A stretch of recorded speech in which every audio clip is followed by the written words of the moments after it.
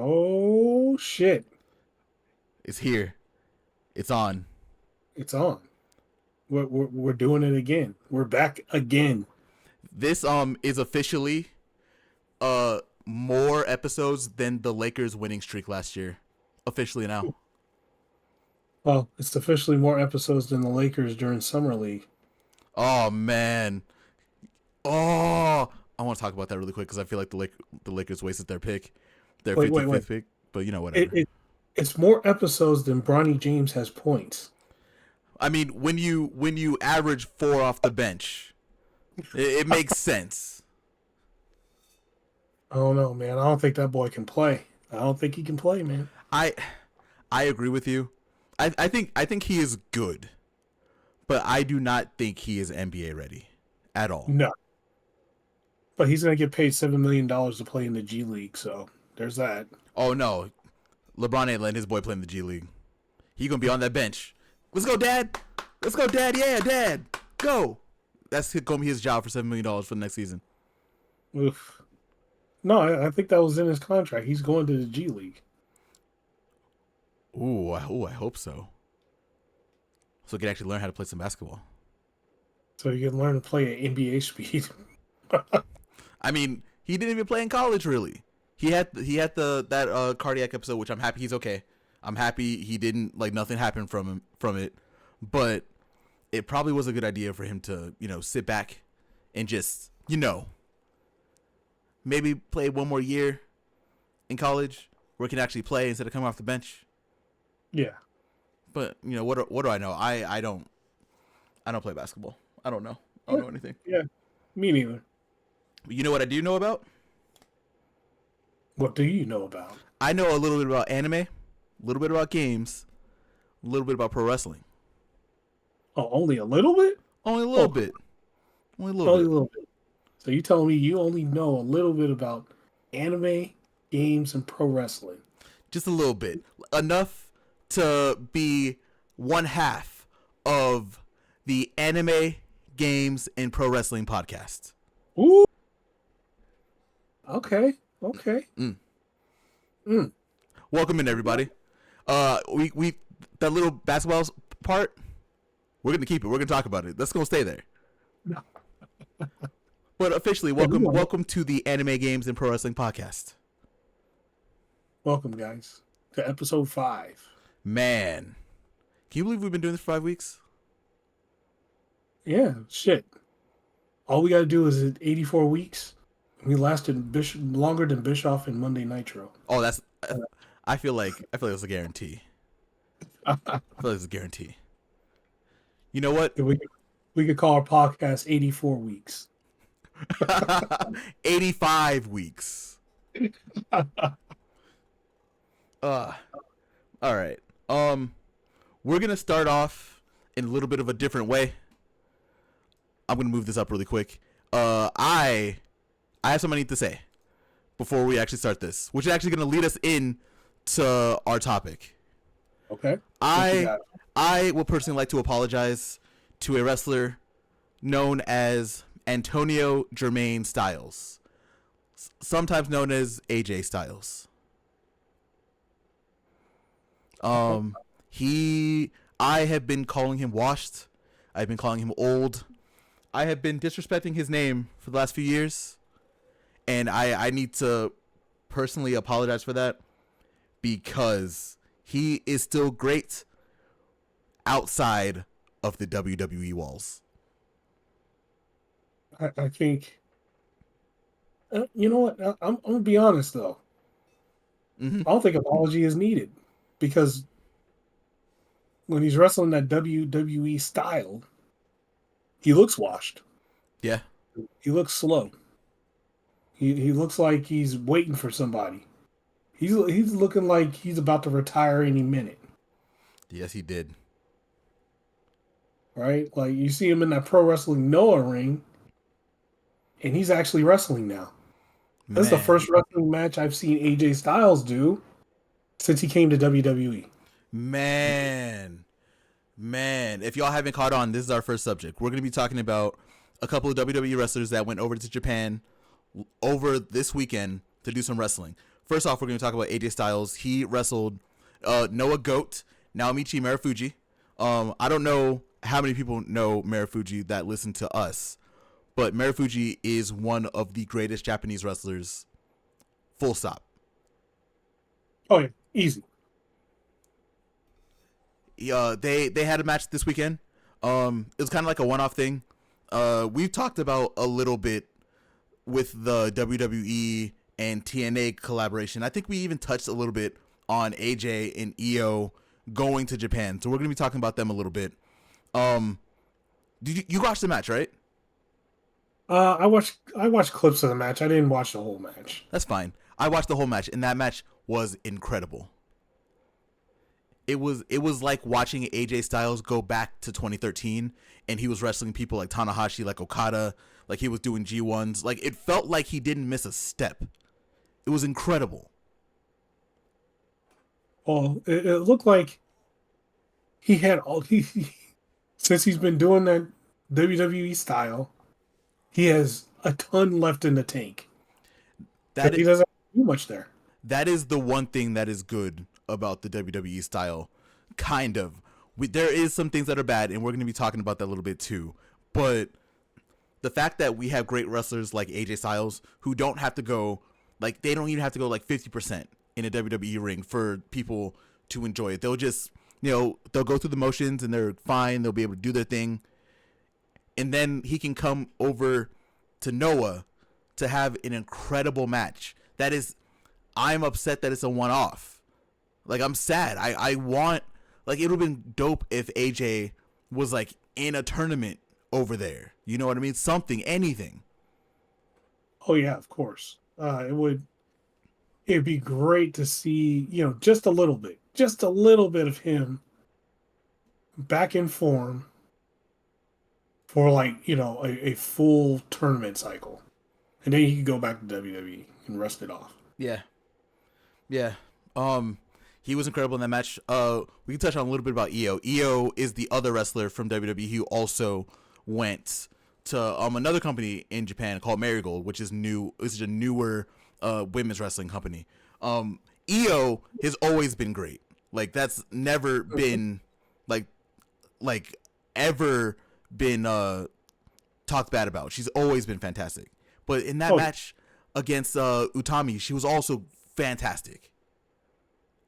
Like, you got to see, it's one of those things where you see two different speeds, right?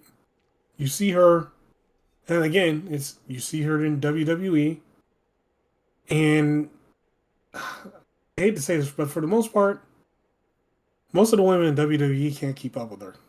No. That's just a fact. If she were, like, really going like she did, this match, they wouldn't be able to keep up. That's just facts.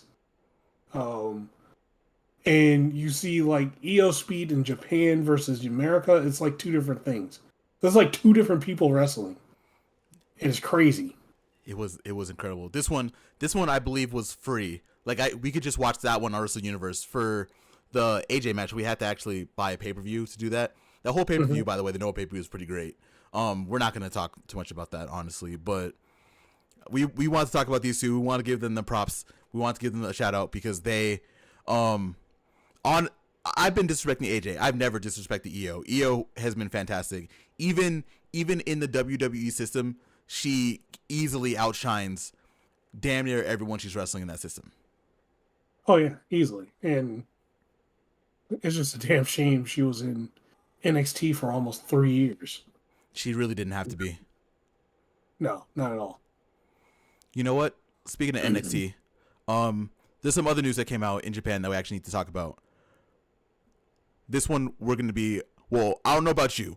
I'm going to be a little bit more negative about, personally. Well, hey, we started it off. We softened the blow a little bit. We did. We started out good. We started out good with WWE. Now we got to point out the shit. Yeah. Noah does a tournament just like the G1. We talked about the G1 on this podcast before. It's called the N1 Victory, which is a very similar style of tournament to the G1, where they have points, they wrestle in 2 blocks, and the winner gets a title shot. This year, because WWE has been doing this whole Forbidden Door thing, right? Kind of.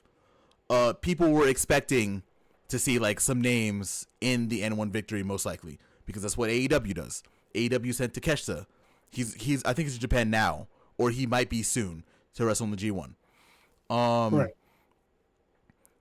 WWE sent 2 NXT talent, and like, no offense to them, I don't know them. Like I feel like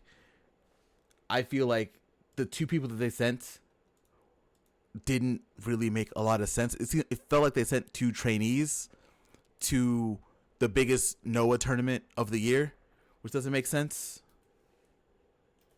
It doesn't make sense at all. It almost feels like they're trying to use these companies now as an excursion. Which is, So, it's weird. Japan. Yeah, it's weird because it's like how Japan will send out their young lions to a place. I guess they're trying to do the reverse. That's me trying to be positive about it, but the truth of the matter is, it's more or less like, I don't know. It almost like it just keeps feeling like they don't see any other company at the same level as them. So they're sending development. All they can send is developmental guys. They're like, hey, this one-off AJ Styles match, which is a great match. Mm-hmm. You're gonna have that once.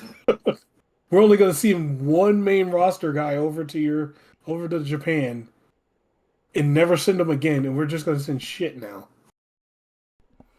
That's what doesn't make sense about this whole thing. So the 2 NXT people who are in the N1 are Josh Briggs and Tavion Heights. I personally do not know who they are. I don't know if you do. Not really. No, I don't keep up with NXT like that. I feel like even if we did, like, there are some names that I know. Like, I know Axion. I know obviously Trick Williams, who's still in there. Ethan Page. The North American champ Obafemi. Yeah. And let's see, who hasn't gone to the main roster yet?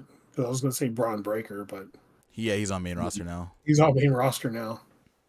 And you got Sol Ruka and Lola Vice and all those from the women's division. Yeah. The point is, we, even if we don't follow NXT, we know some people there, right? Right. It does not make sense to send, if you're gonna send NXT people, that's fine, but send some bigger names from NXT. Yeah, send your higher names, like your top names from NXT. Don't keep sending your, like, not even mid card guy. They're like their lowest of low. And that's what they've been doing to everywhere now. They've been doing it to TNA. Like, did you see the woman who showed up to fight Jordan Grace this week? Yeah, like, everybody was like, who the hell is this again? And meanwhile, they have all of the TNA top stars showing up on NXT. Yeah, and it makes no sense. Like, the only people winning in this exchange is WWE. Like, no other company is benefiting from this at all. Like, none of this makes sense. And before people say it, we're gonna talk about it right now. We know that the G1 with New Japan, like, AEW sent people like Lance Archer, who was a mainstay in New Japan for a while. He might not have been like a top guy there, but he's familiar with they're sending fucking Tenosuke Takeshita into the G1. Yeah, That's everyone's name for the future of AEW. oh, Right yeah. there. And he's on TV all the time. Shit, he was on He was on TV last Sunday, or no, last Saturday Yeah. on Collision. Yeah, he wrestled a single match on Collision. Mm-hmm. So this is why we've been saying now for damn near 5 weeks that this whole WWE thing doesn't make sense. They're just doing it to do it. Yeah, to have the illusion. Hey, we do a Forbidden Door too. You might be able to wrestle outside. It's like no, you're not. You No. see, like case in point, Stephanie Vacker, right? Yeah. Um, got the job at WWE, burnt every bridge behind her, and just is now in, and then showed up at Mexico City and at a WWE event. And then there's what sounds like the Motor City Machine Guns going to WWE also, which good for them if they're getting the bag, but you see how DIY is getting treated. You guys are about their size. Good luck. Yeah, DIY got crushed by their new guy, Jacob Fatu, who we are very high on. Like, I enjoy watching Jacob Fatu. Oh, yeah, same here. And unfortunate for DIY, but it was entertaining to see him crush like 2 tag teams at once. Including the tag team champions on the brand. Yeah, which, if you ever hear me talk about it, like, anyone, like, you got the tag team champions, and it's like a 2-on-1 fight. The tag team champion should 99.9% of the time always win. Like, I don't care if it's the world champion versus the tag team champs or whatever. They should, if it's 2-on-1, tag team champs should always crush them. And if it's just some made up team, the tag team champs should win. They shouldn't lose. And Jacob Fatu just went in and said, well, I don't care, and just annihilated everybody. Yeah. And it makes him look great. Damn near. Makes him look fantastic. But you're I don't know about the other tag team. I don't know if they're a top tag team. But 2 of your biggest tag teams just got destroyed by one person. I wouldn't even say biggest, right? Like, DIY's been in the in the depths of hell until like a week ago. Exactly. And then the tag team they were wrestling were, I don't know, just one dude that talks a lot of shit, and then the other guy that's like, I don't know, just some guy. They both got crushed anyway. It didn't matter. It's just they don't have a serious tag division anyway, so I guess that's the thing too. All right, dope. That's great. I mean, WWE makes a lot of stupid decisions. And I think trying to fake a Forbidden Door is a very dumb one. I think it's cool for TNA talent because they can go be on WWE NXT TV. I thought it was cool for like AJ and EO because they can go back to Japan and do their thing, get paid, and then just go chill. But this really isn't benefiting anybody. It's really literally only benefiting WWE at this point. Mm-hmm. It's PR for them. And also, we didn't say it about Marigold, but Marigold, company by, the former Stardom guy, Rossi. Oh, yeah. Is pretty much going to be, and, people are afraid to say it, but I'll fucking say it. It's going to be a WWE, Japan to WWE talent pool thing. All those wrestlers are just going to go straight to WWE. Oh, you know what? Something else I need to mention too about this whole thing. Mm-hmm. You're right. All the women in Marigold are gonna basically be shipped to WWE, including Saray, who is the Marigold World Champion currently. She beat Julia this week at the same show that Io was at. And Saray definitely did not have a good time when she was in NXT the first time. They made her like a magical girl. I think we talked about that on the show before too. We did. WWE has they're doing a little Japanese tour pretty soon, in like the next month or two. Yeah. Which, okay. Now looking at that, it makes sense why they sent AJ and Io. just to have people see WWE talent there again. You know what I mean? That's why they haven't done it with anyone else. Yeah, pretty much. But oh well. God, yep, that was a thing. Yeah, well, pretty sure we'll be back talking about this in about another couple weeks. Oh God, yeah, probably. All right, let's move on. We're gonna do what we did last week. Prophet, what would you like to talk about first? Oh man, what are we talking about first? Now we can get to the good stuff. Yeah, the good shit. Hell yeah. And you know what? Since we're talking about people going to other promotions, Uh-huh. and we got to talk about one of our favorite wrestlers on the podcast, no matter what. Uh-huh. Let's talk about Willow. Whoa, buddy. All right. Here, let me lead us in real quick on this one.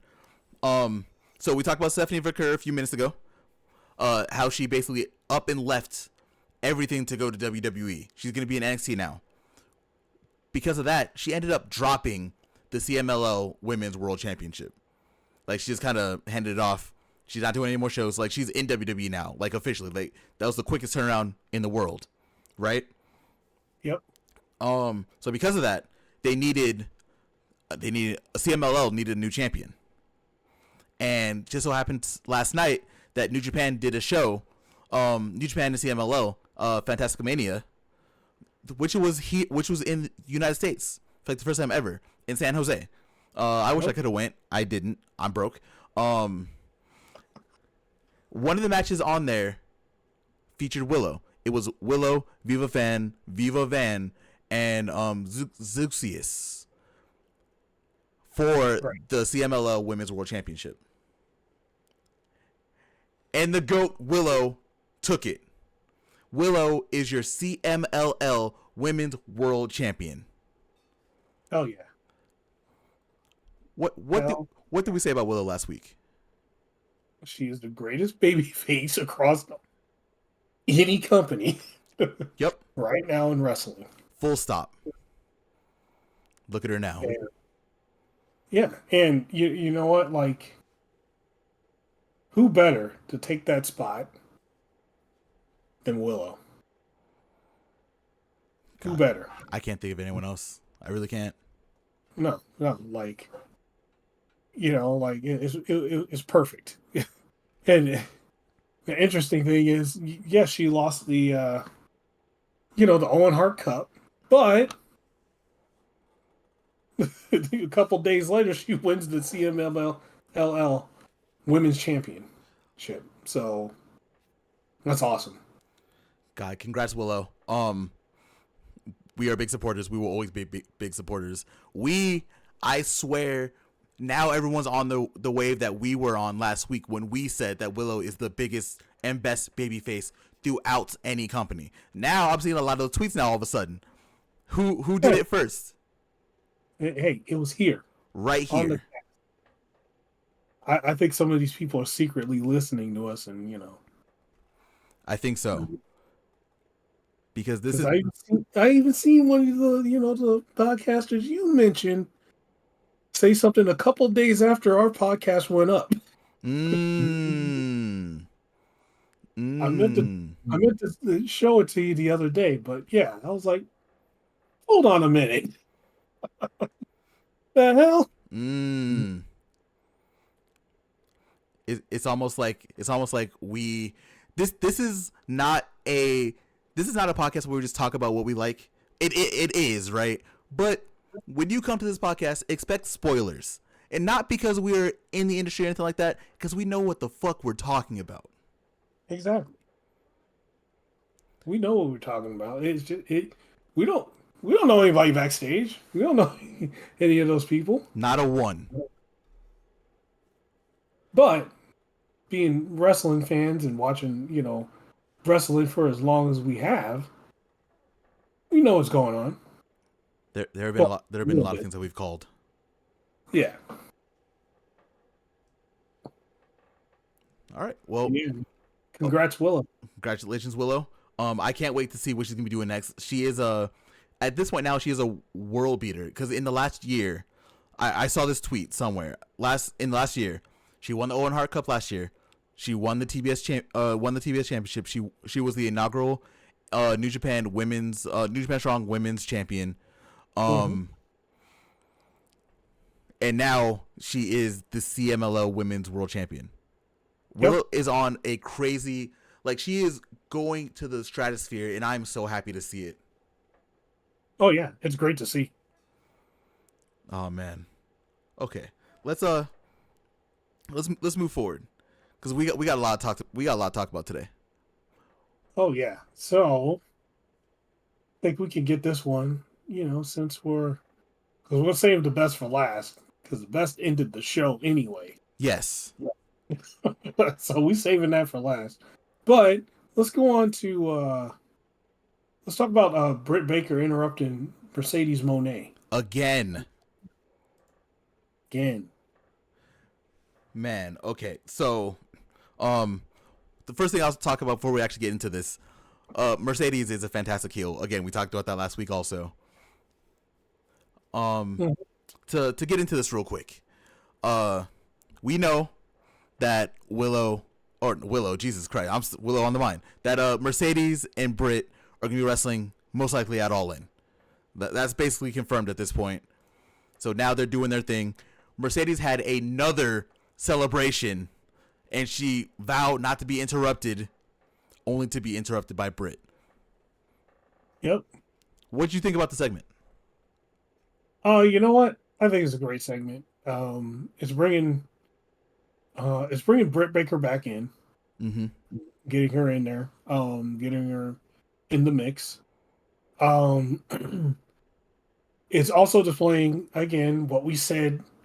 I think it was last week or the week before. Mercedes is way more comfortable as a heel. You could see it. Like, it is. Her promos now feel better. Like, just listening to them, they're a lot better. Her delivery's a lot better, and she knows how to. She knows how to be a heel. It's just her thing, and it's showing. It's showing a lot now. So I thought it was good. I'm gonna jump out the wall really quick for Mercedes, and I have a question for you. I want to know what you think about this. Okay. Do you think this heel run for Mercedes was planned? Absolutely not. You don't think so? Nope. I think you're right. It wasn't planned, but I think after the Willow match, I think they were okay with planting seeds for this. So, yes. Hear me out. We talked about it before. When Willow and Mercedes wrestled, everyone was up for Willow, which was surprising. I guess in a way, it's surprising because it was Mercedes. No one in the building for Double or Nothing was going to boo Willow. No one. No. After that, Mercedes is doing the good guy thing, right? She wrestled Sky Blue. She wrestled someone else. I forget who. I'm sorry. I can't. There's a lot going on. And then she wrestled Stephanie Vaquer, which the crowd, we talked about the crowd in Long Island. They sucked. But they eventually started booing Mercedes and, I guess, the Celtics by default. Right. And they got Stephanie Vaquer a job.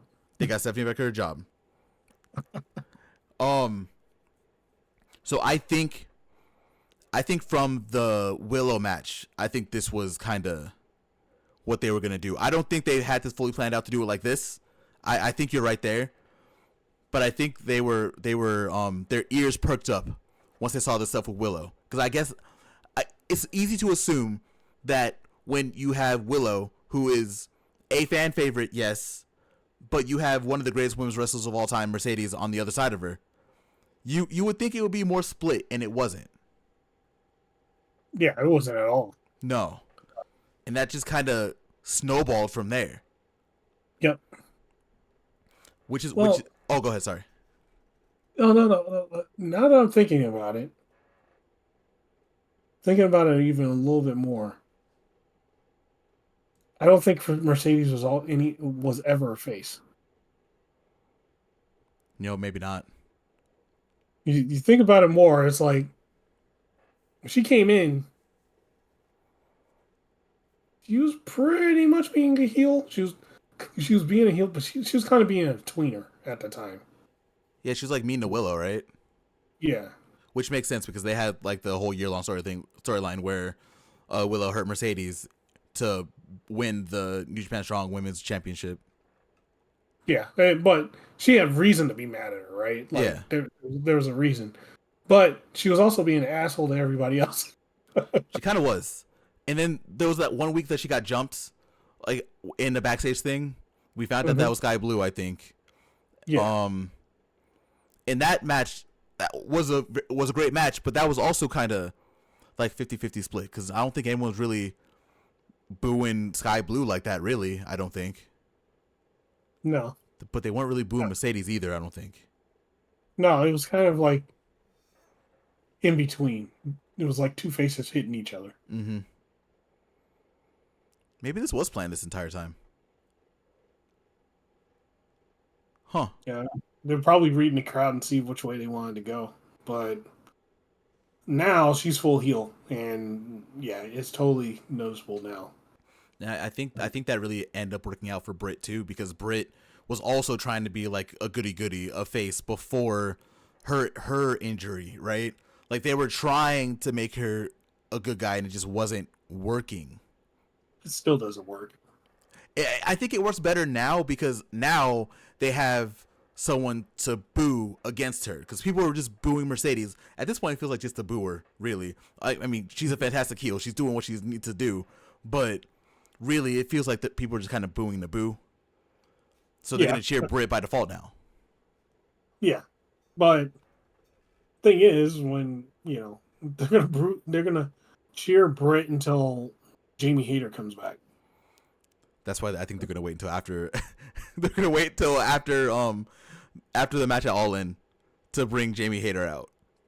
Yeah, because like you bring Jamie Hayter out, that's it. No, you are not getting cheers. Yeah, no. Because that's what was happening, right? When Jamie was Women's World Champion, Jamie was the one getting all the cheers, and then Britt was just kind of in the background. Yeah, and it's funny because it just like happened. It was no plans, no nothing. Like Jamie Hayter came out, and she was laying in good matches, and laying it in people, and everybody's like, "Holy shit, she's awesome!" And then they just started cheering her.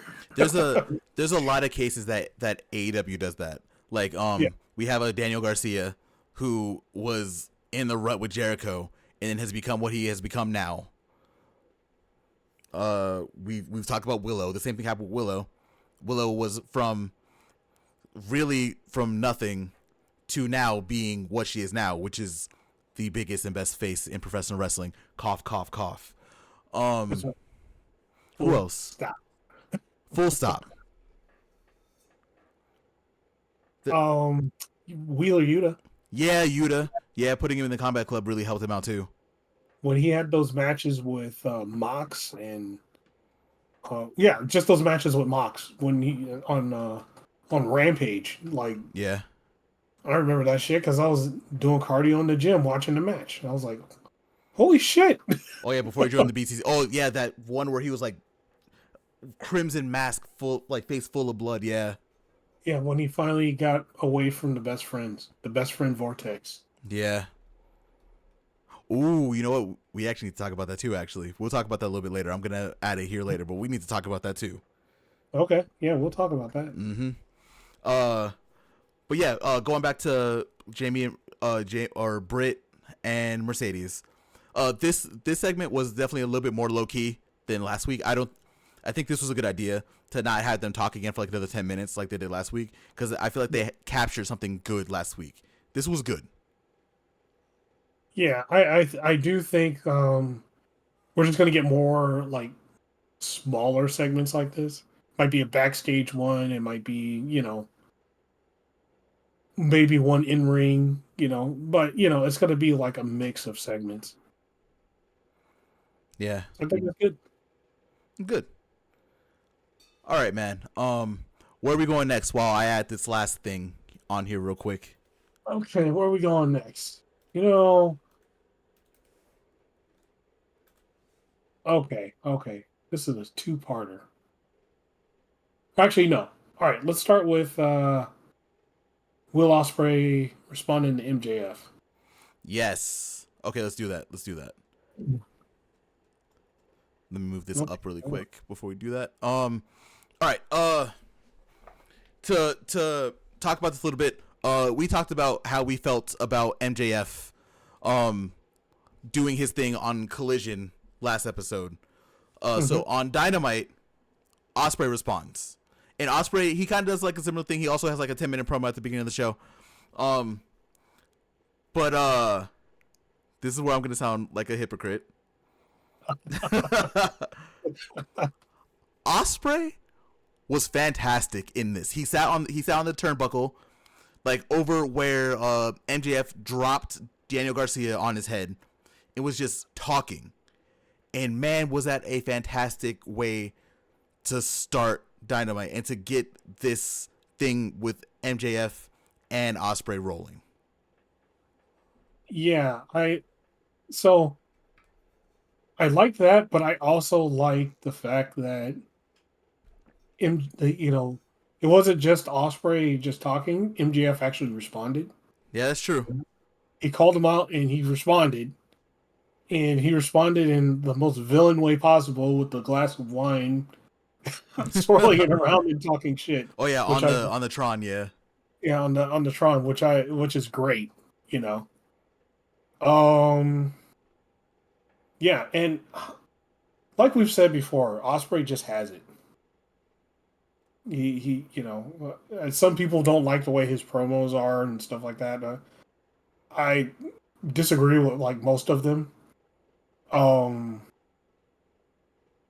It's again like the way he talks and the way he delivers his stuff comes off genuine versus some people when they talk it feels like they're a robot and they're scripted, right?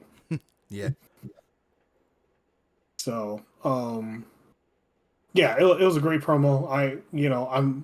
I like the lead up. I'm interested to see what's going to happen next week. Is Ospreay walking out with the title? Is he losing? Is it going to be MJF in Pac or is it going to be Ospreay in Pac? Like, that's the really interesting thing about this, right? Because they're also, it was announced on Collision that they're going to be opening Dynamite, Ospreay and MJF. They're the first match on the card. Oh man, that's interesting. You know what I think is going to happen? I think maybe Ospreay's going to lose, man. You think Ospreay's going to lose? Possible. No, I think or it's a draw. Yeah, I think it's going to be a draw. Easy 30-minute time limit draw. They don't have to do 60. If they say there's no commercials, it's they're doing the full 30. Mm-hmm. And AEW's done this before. Like, this wouldn't be the first time they have a time limit draw at the beginning of a show. Yeah. I can't see. As much as I would love MJF to lose, I don't think it's gonna happen. No, he's not gonna lose clean. You know what I think this is gonna lead to? I think this is gonna lead to a Ospreay, MJF, and Daniel Garcia 3-way at All In. Wait, what happened to Pac? Oh, and Pac 4-way. That's right, Pac. That's right. Pac is gonna wrestle. That's right. I could see it being a 3-way, and then out of nowhere, Daniel Garcia pops up and fucks up MJF, so he doesn't win. Yeah. Huh. I feel like this is why this one's so interesting, because this really can go a lot of ways. Yep, it can go in a lot of ways, and Don Callis, on the other hand, can do something to make sure Ospreay doesn't win. Yeah, that can happen this week too. So it can go so many different ways. So it's really exciting. Man, I can't believe I forgot about Pac. I completely just gone. Like, he's out of my mind. Like, what about Pac? He was just gone. I don't know what happened. He just wasn't there in my mind anymore. Don't forget the boy, man. Well, yeah, I think this story is really interesting. I'm gonna say something too. I'm gonna contradict what I said a couple weeks ago because I said MJF is probably the most well-rounded wrestler on the roster. Yes. I was wrong. It's Ospreay. Oh, yeah. Ospreay is. I would say Ospreay is equally one of the most rounded wrestlers on the roster. Because I keep on forgetting that Ospreay can talk now, and I've been watching Ospreay for like 10 years. This wasn't a thing before, so it's still new. Like it's really only been like a year and a half. Yeah, like literally, he got the AEW contract, and like something happened between the time he got the AEW contract and those those few months he had to finish those dates, and then he came to AEW, and now he could be a promo guy. You know what I think it was? What was that? Do you remember the press conference for Wrestle Kingdom last year when it was Ospreay versus Omega for the US title? Yeah. Do you remember that press conference where Ospreay basically got into Kenny's face and was just talking about like how difficult this whole thing has been for him? Mm-hmm. I think that was a turning point. Like honestly, you never know. Like Omega and a whole bunch of other people could have been prepping him. yeah. But it's only been like a year. Like, and it's incredible to see where Ospreay has come. Like Ospreay has always been a phenomenal wrestler, but now he is like the full package now. Oh yeah, he's a complete package. Like, and some weird people saying he's not the complete package. He's just a flippy guy. No, that's not it. He could do it all. He don't really even be flipping that much anymore either. He hasn't for like 2 years. Yeah, after he got that injury, he toned down his style a little bit. Yeah. All right. I think we're good to move on. I am excited for what's gonna happen this Wednesday when MJF and Ospreay lock horns. We're gonna see what's gonna happen. Oh yeah, it's gonna be fun. It's gonna be a fun watch. All right, man. Where are we going next? Okay, we got a 2-part. Uh-huh. So we're gonna start with Hangman Page and Bryan Danielson. Woo! Owen Hart finals. Goddamn barn burner, man. Pay-per-view quality match on TV. Yeah. Easy. God, that match was incredible. And I will not take no Hangman slander. None. I've been saying it every damn week now. Quit slandering Hangman Page. Hangman is the main character of AEW for a reason. Like Hangman, we're gonna get to Danielson in a second because you know what I was talking about Danielson last week, but Hangman is a wrestler's wrestler at this point. Like he deals with all the little things so perfectly. His in-ring storytelling is fantastic. Like he just is so good at what he does. Yeah. And it's been this way for years. Yeah, and people just like shitting on him for some reason. I don't know why. Hangman's fantastic. There's a reason he ended up being world champion after a year-long storyline where he was battling his own demons and alcoholism. Yeah. Which is still one of the best stories in AEW to this day. Oh, easily. But man, that match, it was just quality. Like, and you expected it to be quality because we've seen Hangman and Danielson wrestle before. We've seen them go to time of draws. We've seen each one of them win a match. They've been fantastic. Yeah, and they pulled it out for this tournament final. They just like did it all on TV. Yeah. This is why I love wrestling companies. I'm not just saying AEW. This is why I love wrestling companies. When companies actually care about the quality of their wrestling, you get things like this. And Yep. maybe not every company is doing it on this level right now where they're on national TV doing this, but every company, every actual wrestling company, wink wink, has wrestlers that do fantastic like this all the time. Yeah. And, all right.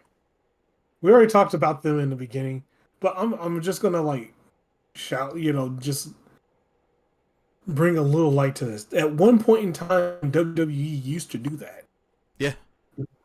Like they had, what was it, Eddie Guerrero, and it was a ladder match between Eddie Guerrero and Kurt Angle. Yes. On live TV on a SmackDown. Two of also the greatest wrestlers of all time. Yeah, like they did used to do it before they just went full on entertainment, But we talking about AEW right now. Oh, and the greatness that is Hangman and Daniel Bryan. Bryan Danielson. God damn it, I almost said Daniel Bryan. I almost said that other character. No, that one doesn't matter. Yeah, no one cares about that guy. We need to talk about my GOAT. Yep. You talk about Bryan Danielson. Go ahead and say it. Oh, it feels. I'm gonna move this away for a second. When I move this back a little bit, It feels good that my GOAT is holding a championship. Let's go! Oh man, you've been waiting all week to do that, haven't you? Oh my god, man! You heard the tirade went on last week. I said he could even hold a title that is made out of cardboard, and I would celebrate. Now he's Owen Hart Cup champion, and he is one match away from main eventing Wembley and becoming the AEW World Champion. Well, he's going to main event Wembley. Yes. So it's not even one match away. He is in that match. Is he beating Swerve?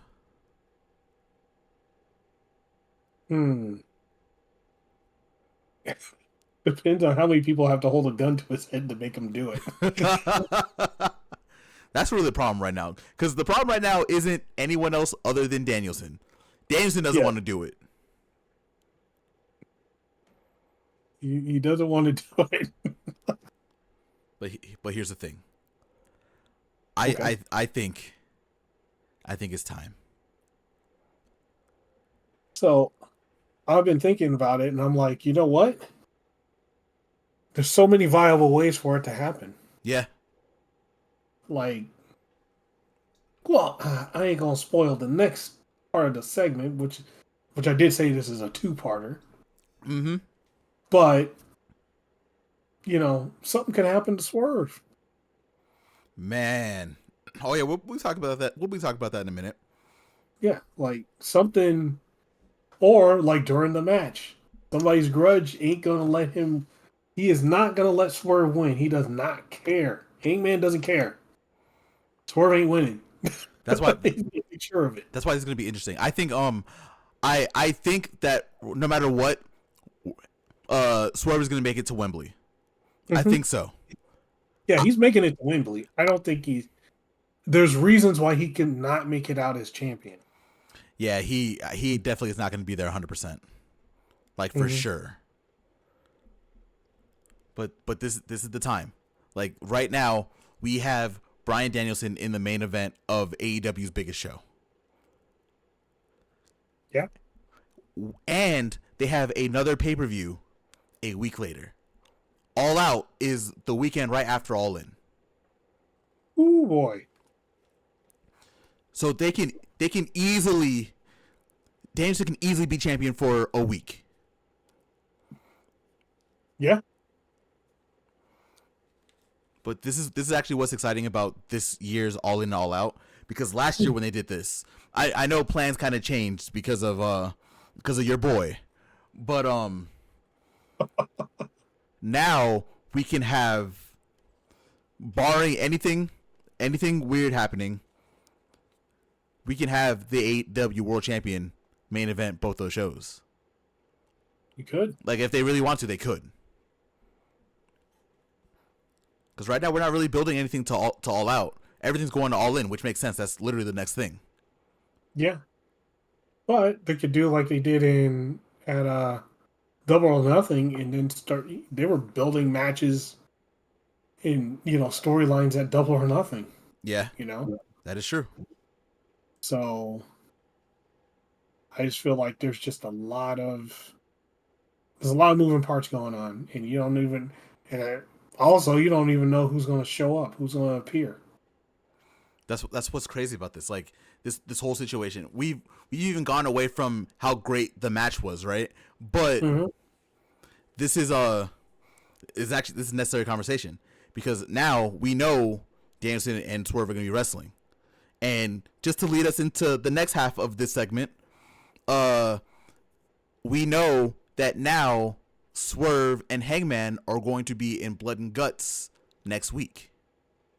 Yes, they are. So, first off, after Danielson won the Owen Hart Cup and was celebrating in the ring, Swerve's music hits.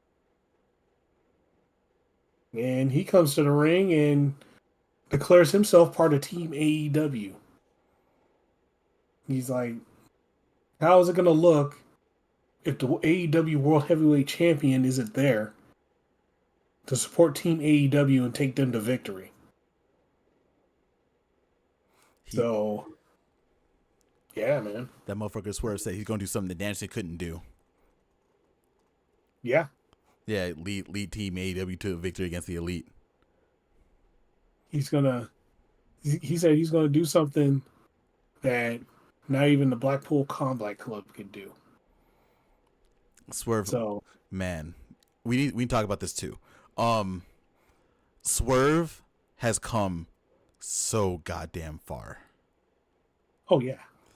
Like he made, not only did he build himself into Blood and Guts, he also immediately in this promo was building towards Danielson at All In. Yep. Like it was incredible, and it all flowed, and it was all like seamless. Yeah. Like he's taking it up quite a few notches, man. This is why I was very wrong when I said that MJF is the most well-rounded wrestler in AEW. I don't think that motherfucker's even top 5 anymore at this point. It's like he's one of. I don't know, man. We got a couple more we're going to be talking about later today that have etched themselves in this conversation. People just showing out now, man. Bro, it's crazy. But we'll go back to Swerve and Hangman really quick. So after Swerve declared himself for Blood and Guts, there was another segment where Hangman basically rushed to the back where the Elite were, also disrespecting Renee, that son of a bitch. He needs to calm down. Maybe he actually is a villain. Maybe I was wrong. You can't disrespect Renee like that. Nope. And he knocked on the door, and Okada got in his face. The Elite end up coming out, and Hangman, all he says is, "I'm in," and walks off. And later that night, it was confirmed that Hangman is going to be part of Team Elite, going up against Swerve and Mark Briscoe. Those are the only ones that we have confirmed. We'll talk about the other one in a minute. Mm-hmm. For Blood and Guts in 2 weeks. Yep. And I can't wait to watch that. This has the potential to be the best Blood and Guts match that they've done. Because you want to have a return guy. Oh yeah. We get you can't do that shit without Darby. Nope. He's gonna be there one way, shape, or form. And Darby did show up on this episode. Yep. I think it was a couple segments later. Darby beat up Brian Cutler in the parking lot. Parking lots aren't safe in any wrestling company. No. no wrestling company, but just don't. The worst one is the NXT parking lot.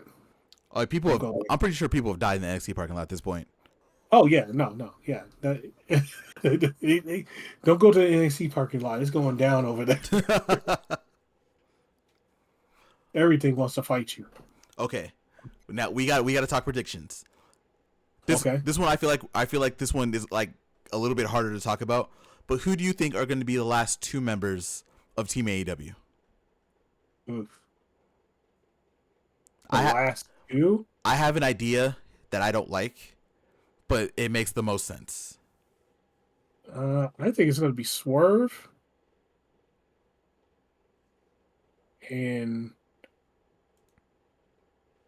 you don't know who the other 3 are. Well, the other 2 are, or the other 3. But predicting that Darby is going to be on the team. Yeah, I think it's going to be Swerve and Darby. So we got 2 more spots because we have Mark Briscoe's in there also. They still have 2 more remaining. Right. I hope it's not who I think it's going to be. It's probably going to be them. And the Acclaimed. Yeah. They're currently feuding with the Bucks for the world tag titles.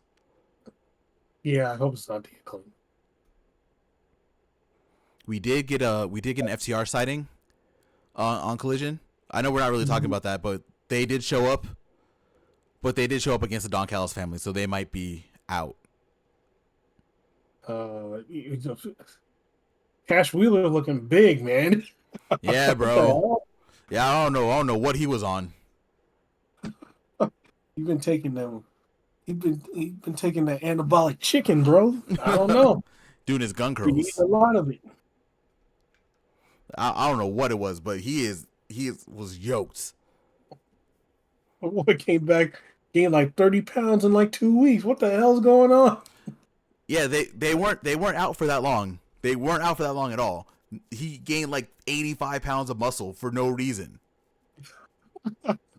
It could still move. I would like to see FTR in Blood and Guts, but I understand why they wouldn't be. So it's probably gonna be the Acclaimed. Or maybe it's not a tag team at all. I hope not.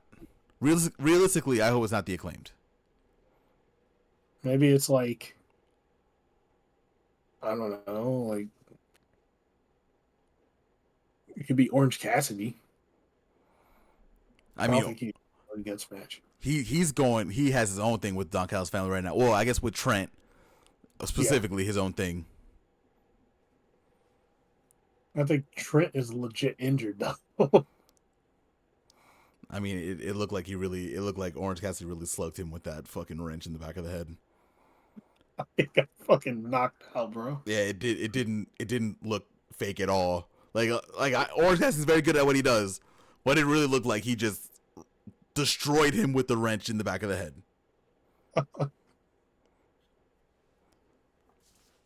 But yeah, it's probably gonna be the next 2 members of Blood is probably gonna be the Acclaimed, which kind of drags the match down a little bit for me.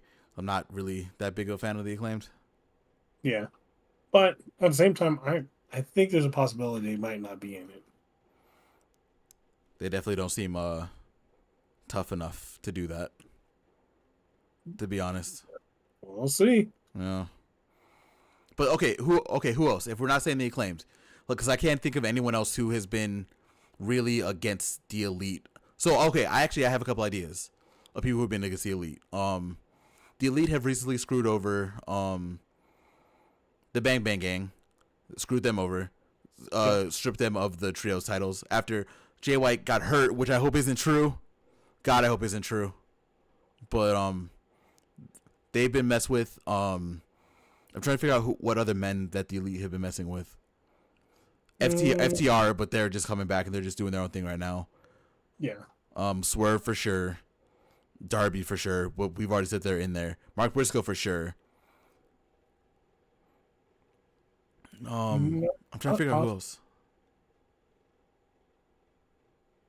Osprey's more Don Callis family. Yeah, I mean, he already has a match that night. Or no, I'm mixing things up. But yeah, I don't think Osprey's going to be in it. There aren't really that many people that have been defending like Team AEW's honor on like TV. It's really just been Swerve, the people that we talked about, Swerve, Briscoe, the Bang Bang Gang, I guess technically, but they're not really defending AEW. They're just kind of getting screwed over by the Elite. Darby. Mark Briscoe kind of put himself in there. This is Mark Briscoe. You know what would be crazy? What? What if we got like a because Swerve did name drop Danielson in there. Mm-hmm. What if we got Danielson and another member of the Combat Club in there? That'd be cool. Probably be crazy ass Mox, but yeah. Yeah, maybe. Just anyone but the Acclaimed, honestly, at this point. All right. I think we're done there. Where are we going next? Let's see. Where are we going next? We actually don't have that much left. We already kind of talked about it. Mm-hmm. Let's do Orange Cassidy, Kyle O'Reilly versus the ROH tag champs. Man, this was like one of the best parts of Collision to me last night. Or other than watching Takeshita wrestle Dynamite Kid, that was also a good match. But oh yeah, that was damn good. Yeah, to build into this, Orange Cassidy, like you said, and Kyle O'Reilly were wrestling against Taven and Bennet, which are the ROH Tag Team Champions, and they are part of the Undisputed Kingdom. They had their match. The match was pretty good. They did their thing. Orange Cassidy and Kyle O'Reilly end up losing the match. So then, crazy-ass Trent comes out and starts beating up Orange Cassidy again after having lost to Orange Cassidy, twice, saying that this isn't over. And then he went into the ring to beat up Kyle O'Reilly. We actually talked about it a little bit too. Only for Orange Cassidy to have a wrench and basically blast Trent in the back of the head with the wrench. He blasted him. Tell me what you thought about this before we start moving on. I think it's good. I do think it's interesting that Orange Cassidy actually like lost his shit and just like got something and hit him with it. I don't think there's going to be any turn from this, but it's just more of like, all right, dude, you keep fucking with me. I beat you. Now I'm really sick of your shit. I'm going to hit you with something even bigger so you don't get up. You know what's funny? What's up? No one even caught this. No one even thought about this, right? But Orange Cassidy he's been getting his buttons pushed, like you said, for like the last 2 months, right? Yeah. With Stat doing what she did, Trent hurting Chuck in that brawl, in that outside brawl, and then Trent just poking and poking and poking and poking. And Orange Cassidy, in like his backstage stuff outside the conglomeration, was kind of losing it a little bit. He was like, I don't know what I'm going to do. I have to wrestle Zack Sabre Jr. and blah, blah, blah, blah, blah. And like he was being concerned. So he was kind of building to this. And I think it just boiled over. That anger boiled over. Yeah. He finally got to that point and he's like, all right, that's it. I'm sick of your shit. Yeah. That's why you're right. This definitely is not like a heel turn. And I think people that think this is a heel turn are weird. Like, cause hasn't everyone been in a situation where they're just getting poked and poked and poked and just prodded and messed with that you just kind of snap? Right? Well, it's like people. It's the thing where people take advantage of the nice guy, right? Yeah. You know, guy's really nice. He doesn't really react to your shit. And then people will, poke and poke and poke. He's not reacting. And then he does react. And when he reacts, it's an explosion. That's just what happened here. Yeah. That's why, like I said, it's weird that people think that this is Orange Cassidy turning heel. This is definitely just anger boiling over. Yeah, it hit a boiling point. Trent's been fucking with him for 2 months now. Yeah. Like, it doesn't matter how cool you are. at some point, if the same person keeps on messing with you, you're gonna snap. Yeah, you're gonna lose your shit. And it just happened to be with a wrench in the back of the head. I don't know where he got the wrench from. He decided to put a great equalizer under the ring. And bro, that shit wasn't no normal wrench. That wrench was fucking huge, bro. That was like double the size of a fucking plumber's wrench. It was huge. Yeah. He just wrecked him with it. Shit, I don't blame him. I was cheering for him when he did. I was like, "Oh shit, let's go, OC."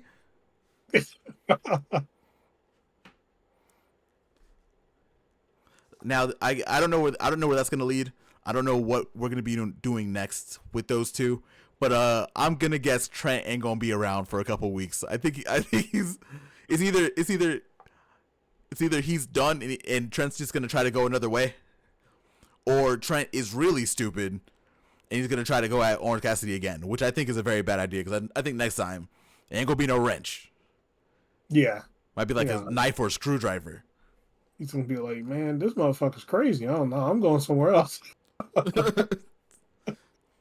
Yeah, at that point, look, if I'm messing with someone and they hit me in the back of the head with a wrench, you know what? You got it. You win. I ain't mess with you no more. You're good.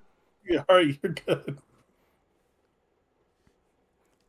All right, let's move forward. We only have a couple more wrestling topics, so where are we going next?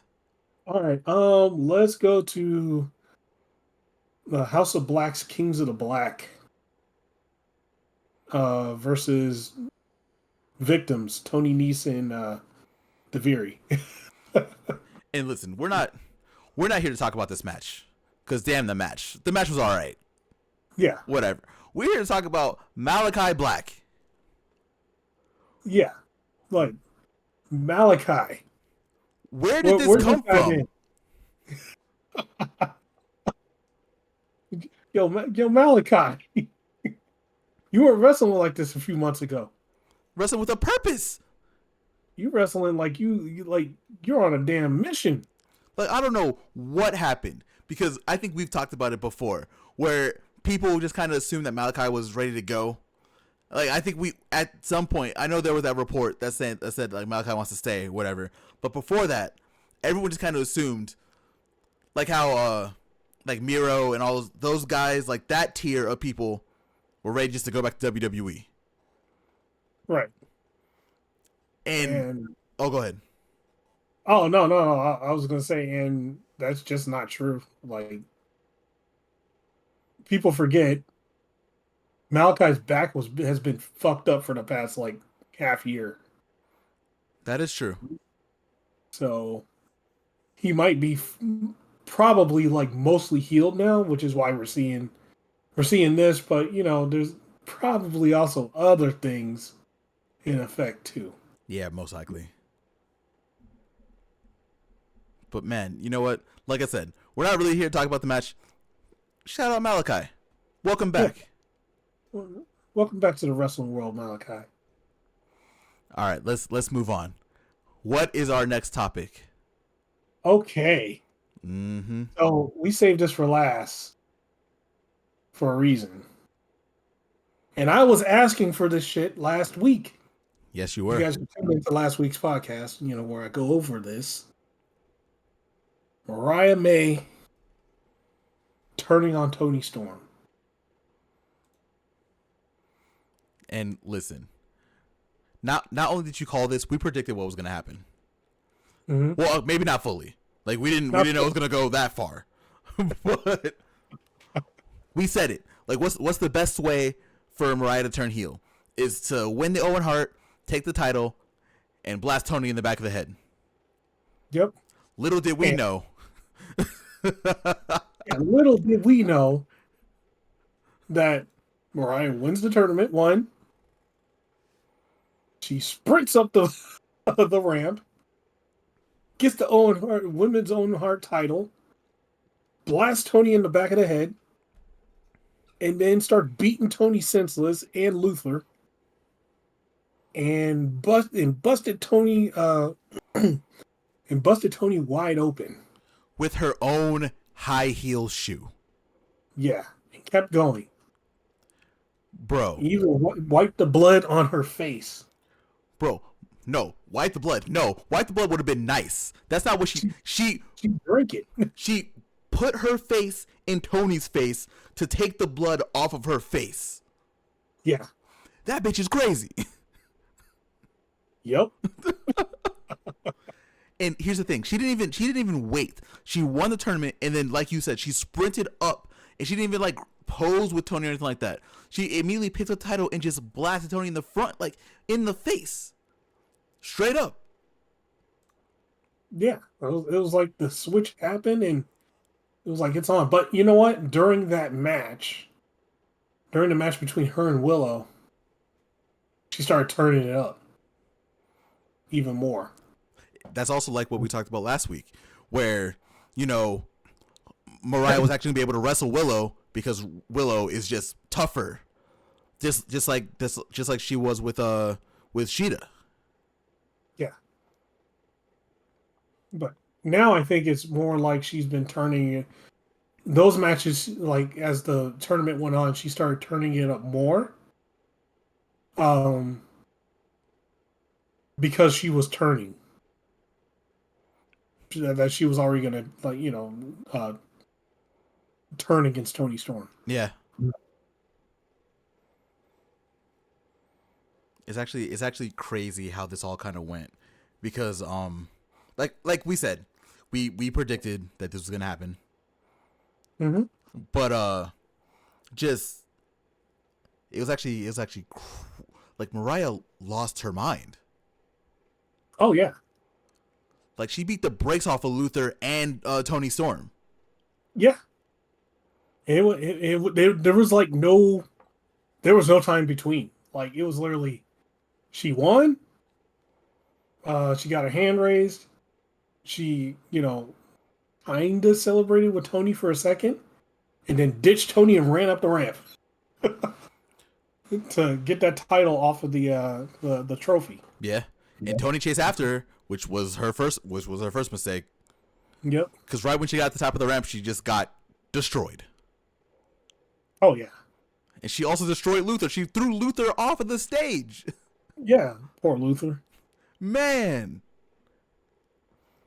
He was trying to tell Toni earlier. I knew she was crazy. So that's his whole promo next week.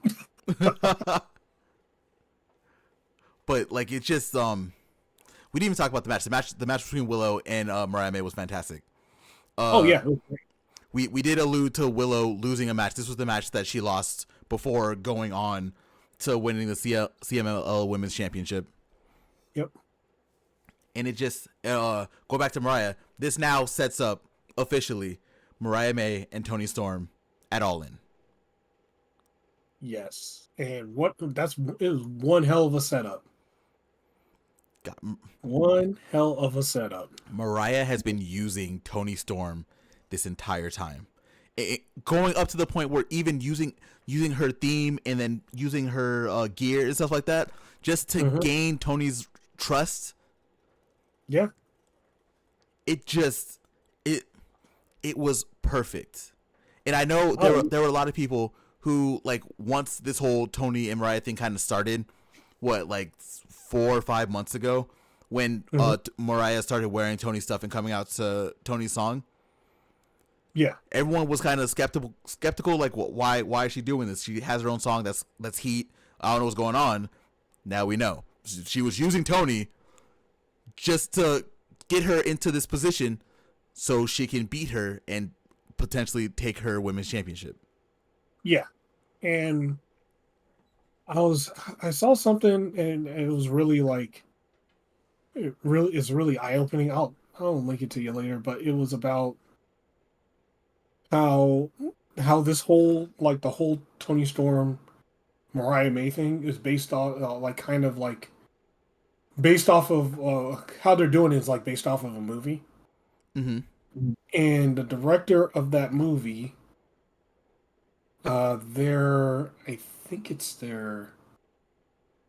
one of their it's either their son or their grandson is the one directing this particular storyline in AEW. Oh, that's interesting. Yeah, it's really cool. But yeah, you had like the other thing too was like there was a lot of good imagery in it, right? Like as Mariah, like Toni wasn't even trying to defend herself. No, she was She was, shocked. she was shocked. She was crying. As Mariah was doing all the stuff, she was like, you know, all kinds of stuff. It was, yeah, it was great to see. We have to remember how this whole thing started too. Like Toni Yeah. wasn't even paying no kind of attention to Mariah at all when this started like 6 months ago. Yeah. Like Mariah built this trust into Toni to the point where Toni wrestled Mariah's old tag team partner in Mina. Yeah. And then they had their whole like little happy ending thing. They were all happy together. Just for this to happen. Maybe it was all part of the plan. It could have been. It easily could have been. Maybe Mina was in on it. It's very possible. Mm-hmm. Because remember, Mina was saying that Toni got soft. Remembering that contract signing. Yeah. Because here's the thing, people don't know about Mina. Because people see Mina, they saw her on AEW. She's doing the dance. She's all happy and she's wrestling really well. Mina's also a psychopath. Yeah. Like I don't think she's as mean as Mariah. Like that was wild. But yeah, like, it's not like sunshine and rainbows in Stardom. There's some shit that goes down over there. Mm-hmm. And that's why this entire thing was interesting. Like this was a when people say that AEW has no storytelling or people do anything like that, there's another thing you can point them to. This right here. Oh yeah. Well, the funny thing is they have more running long-term stories. And they have multiple stories. They don't just have one story that lasted for 3 years, right? Yeah. They have multiple stories going on all at the same time. This ain't even the only long running story in the women's division. Like no, we didn't even touch on it, but part of the reason that Willow lost was because Chris Statlander and Stokely came in there and interrupted the match. Yep. Like that was like this is what we're talking about. Like in this match alone, they had a couple long-term stories going on. And we'll probably be talking about those more as the podcast goes on, but AEW has been doing fantastic things, especially the last couple weeks. Like they've been on one over the last since Forbidden Door, they've been on one. Like these shows have been incredible. Actually, you know what? I'll even say about a few weeks before Forbidden Door. I would say like the couple weeks, 2-3 weeks before leading up to Forbidden Door, they just turned it up. And you're right, and it's wild to see. It's sorry for the people who are watching the edited version of the podcast. We put our videos back on, like you guys won't see them. And right now we're at the part where Mariah is beating the shit out of Toni with the shoe. Yeah, with the stiletto. Oh God, bro. That's vicious. That's why we were quiet for a second, because just watching this, and then that's right, she hits Aubrey too. Yeah, Aubrey ain't safe. Nobody's safe. I'm scared for my life.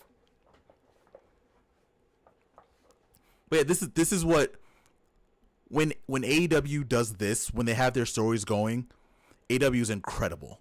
Like again, this episode alone, we've only mostly talked about Dynamite. Yeah. One show.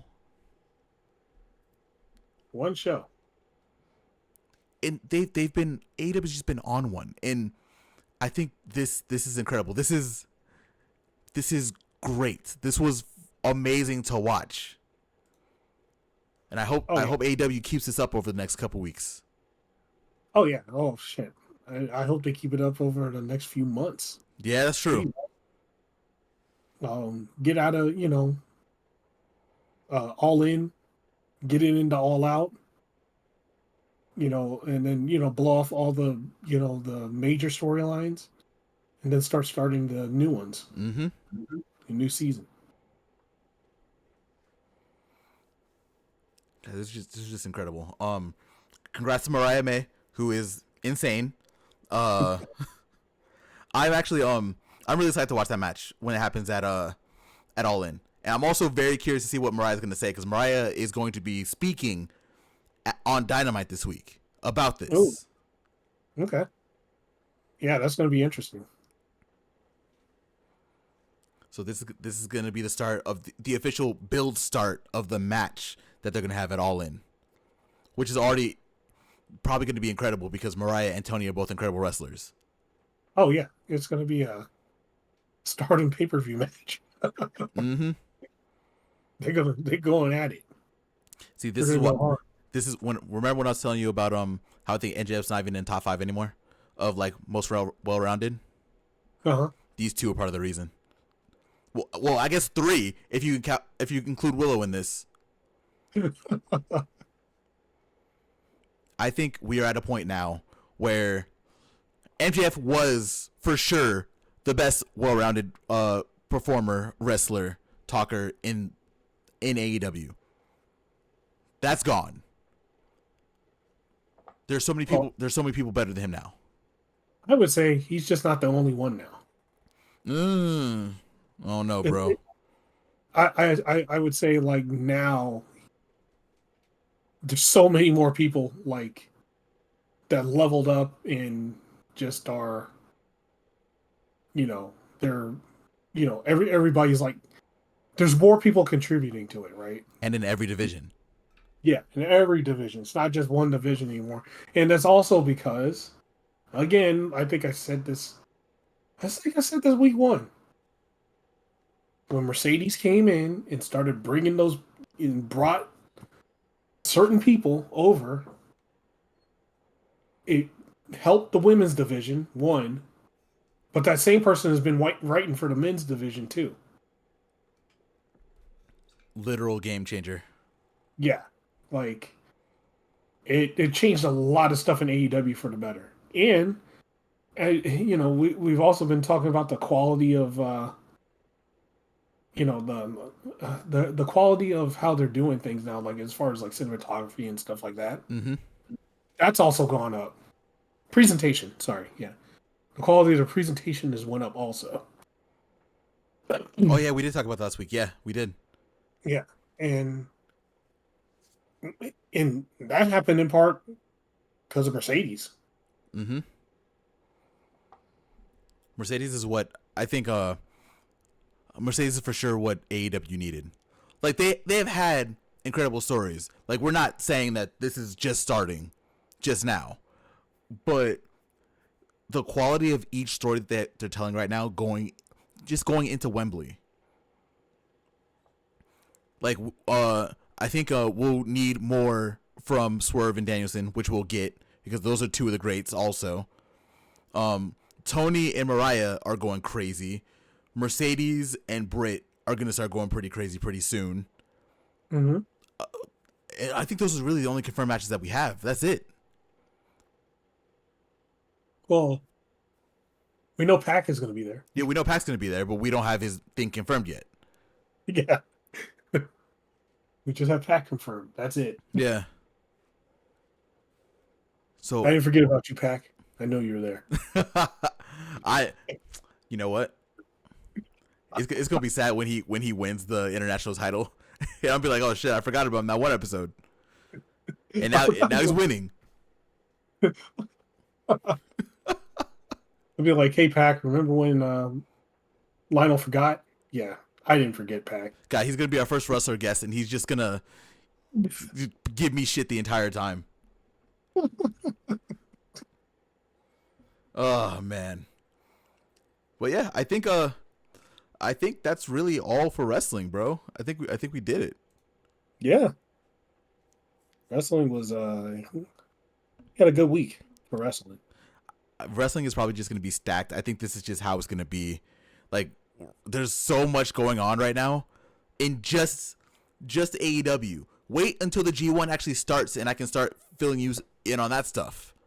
Oh yeah. Well, it may be a point where the G1 might be in like an extra episode. It may be. When I have a choice. No, it's gonna happen. All right, we got the extra side episodes ready to go. So that is true. All right, let's move forward. Let's get into gaming. I feel like we can get these like just kind of in order. We just kind of knock these out as they're going. Oh yeah. First, you know what we got to talk about. Come on, man. At the time that this comes out, there's a game that will be released that fans have been waiting for over a decade. Over a decade. The last one we got, it was literally 10 years ago. NCAA 14. That was the last NCAA game made by EA or 2K. Mm-hmm. And now they're back. People are saying, oh, you should call it by its actual name, College Football 25. I want to tell you, first off, shut the fuck up. It's going to be NCAA 25. We don't care what you have to say. It's NCAA 25. It's NC motherfucking AA. Yes. God. Like, I have not been playing Madden for the last few years at all. Madden has not been great. Understandable. It's been the same game, so it's understandable. And can we be honest? Let's be honest. EA is probably going to be putting the same shit in NCAA 25. For sure. It's probably going to play like Madden. Right? I've been hearing the opposite. Really? I'm hearing that I don't know what the fuck it is, man. It's been like that ever since like the NCAA football games, right? They always have more and they're better. Well, yeah, because they have the Dynasty mode. They have like a bunch of other modes and stuff like that. Like, you can literally get this one and play it for the next 20 years. It'll be fine. Well, yeah. That's probably when we're going to get the next one. Yeah, that's probably... We'll get this one and another one won't come out for 10 years. But that's fine. Because you can play this one for 10 years. You don't need a new one. Look, I'm only here for Dynasty mode. I'm getting my running back. I'm going to my 2-star school, my little shitty school, and I'm gonna make them champions. I forgot which school I did that for. I think the last one I played was 13, no 12, NCAA 12, and I was like, my friend at work at the time, his name was Dan. And he let me borrow the game. I was like, hey, I bet you I could get the Heisman faster than you did. You motherfucker. So I made a running back, and I went to I went to a shit school though. I made sure my guy was in a garbage school. And then he got the Heisman the first year.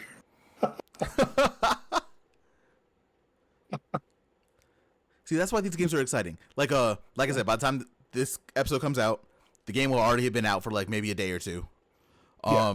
So just be prepared for next week's episode. We might just be talking about NCAA. Yeah, just be prepared. That's probably all I'm going to play. You know what? We've had this rivalry that we're 1-1. Oh, that's true, huh? There's a Madden rivalry that was going on. We're 1-1. We've never played the last game. We never played the tiebreaker. I mean, you know I'm going to beat you with LSU, right? Like, you know it's going to happen. Like LSU? Yeah, dog. Oh, of course you are. Yeah. It's okay. I'm picking Alabama. Ugh. Ugh. I'm sorry. I'm gonna have to do it to you. It's okay. They're not the same. It's fine. It doesn't matter. They probably suck in this game anyway. They'll run some yards on you. Yeah. You have a problem. Nah, it'll be fine. It'll be fine. You know what? We're gonna we might have to record that last one and just play it out. Might be a good Yeah, idea. we might have to. Might have to stream it, record it, put it up. You know, I know you're not buying the game right away. That's fine. But I am. It's already downloaded on my PlayStation. Like it's gonna happen. Yeah, by the time we play, you're gonna be like 6 years in the dynasty. My rookie's gonna be like a 5th-year senior. He's gonna have 4 Heisman trophies. He purposely flunked college so he could play another year. He could be a 31-year-old 31-year-old senior running back. Hey man, why don't you go to the NFL? No, college is life. Look, we got NIL now. I'm making money here. I'm good. We're good. I get my endorsements. Well, I am really excited for this game to come out. Like I have never really been the biggest fan of the NCAA games, right? Like I've only played them a little bit, but seeing like we have it on right now, so just seeing it does look a lot different than how Madden looked this year. Yeah. The one thing they always nail is the atmosphere. You get that, and like just when you go to the different stadiums and things like that, you'll know when you're in a different stadium. Oh yeah, I saw this where they had like a like your routes were all messed up when a stadium was going crazy. I did see that. Yeah, man, I'm excited for this game. Yeah, it's gonna be fun, man. All right, I think we can move forward. I think. Okay. This next topic it's gonna be a little bit different because usually we talk about video games. I don't think we've ever really talked about video game news really. Like we talk about announcements, we talk about releases, we talk about games we played, but we've never actually touched on gaming news. So well, let's do it. We're gonna talk about Game Pass today. Okay. This week it was announced that Game Pass is gonna be going up. I believe like the ultimate is like $20 a month, something like that, right? I think. Oh yeah. Yeah, and they're gonna be changing the way Game Pass works now. So there's gonna be multiple tiers. And for your day one releases, you're only gonna be able to get that now on the highest tier of Game Pass, which is now like $20, something like that. Okay. What do you think about that? All right. So I'm probably going to be the unpopular opinion here, but I don't really care. I think it's fine. Like, let's be honest, it's fine.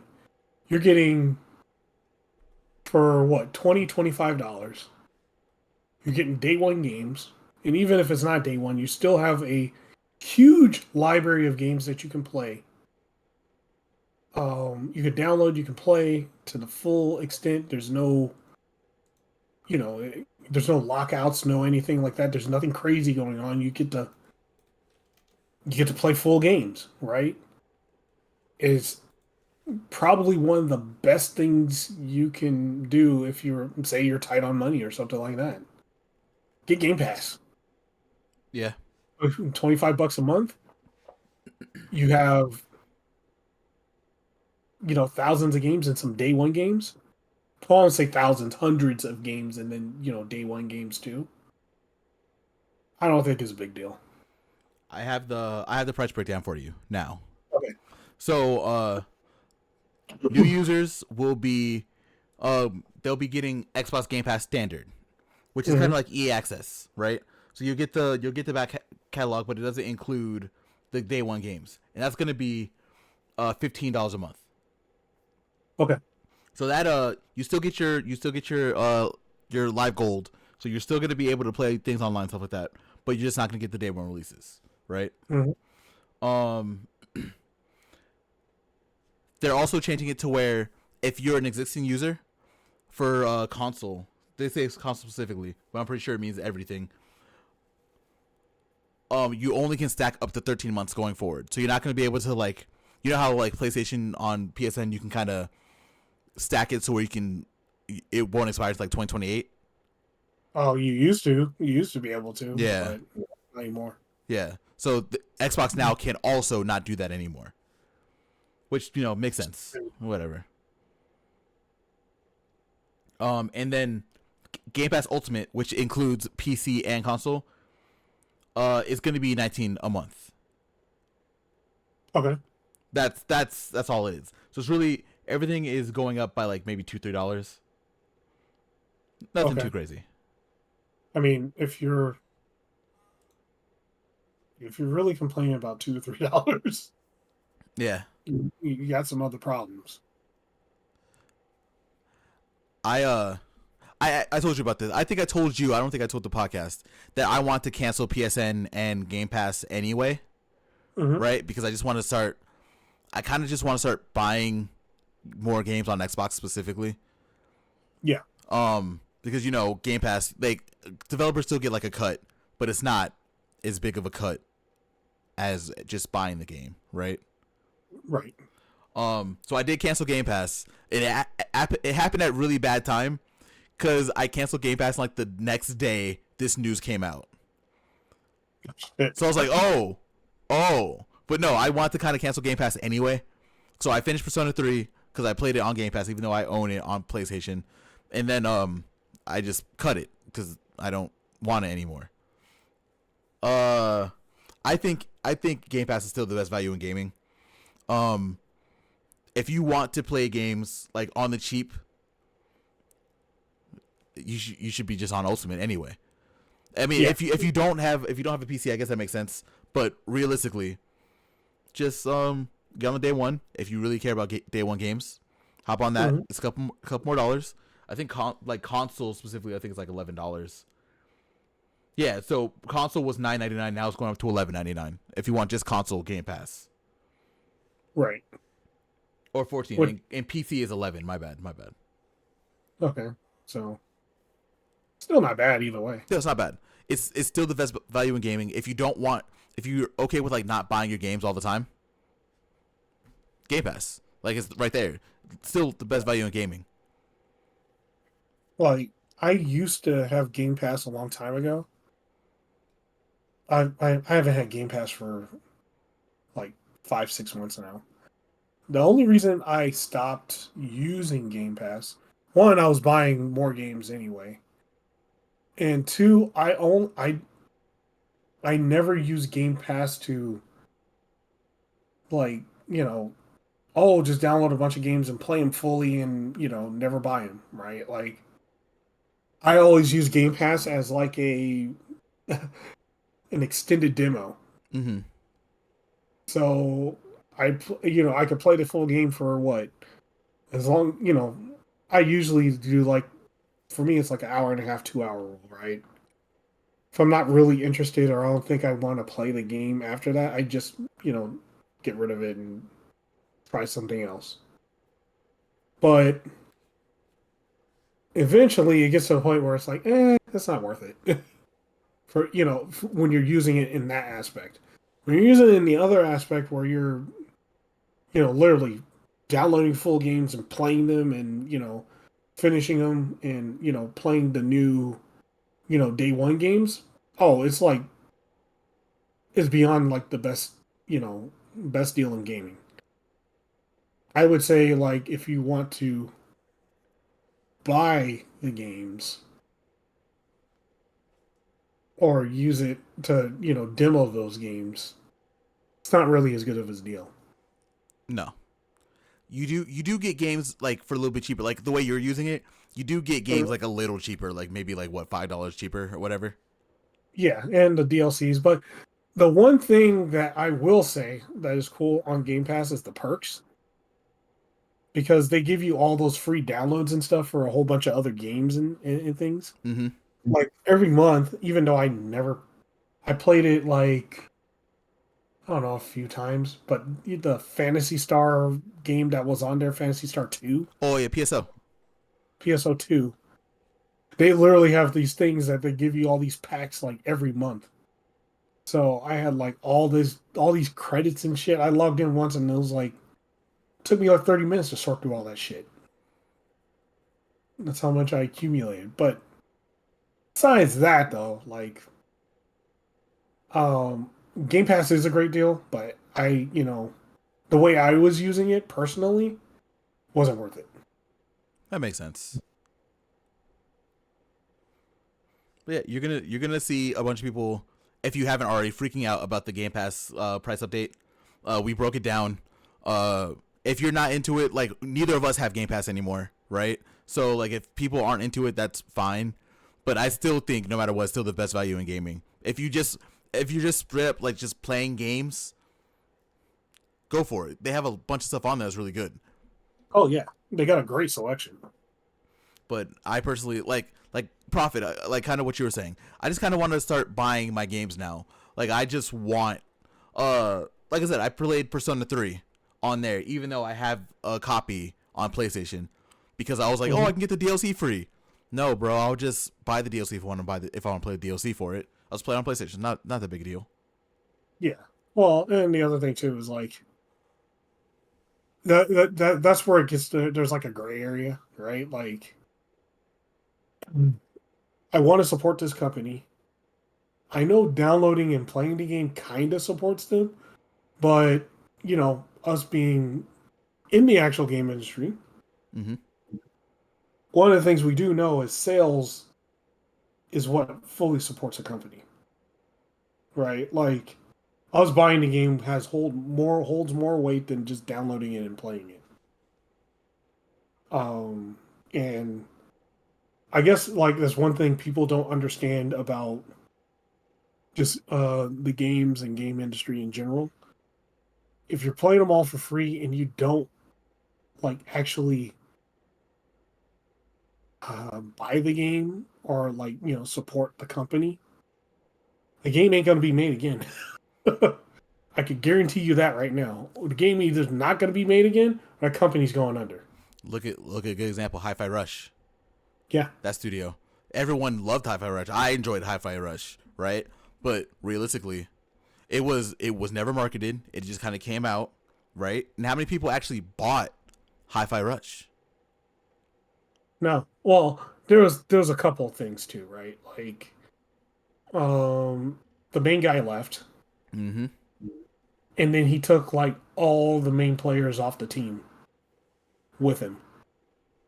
He was like hiring them and taking them. So that's part of the other reason why they closed that studio.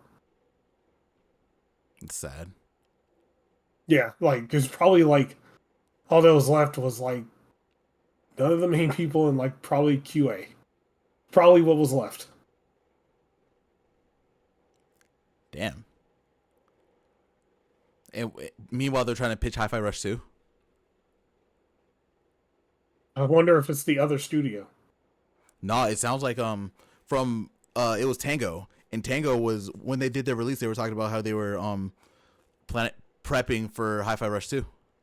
I don't know how they're gonna do that.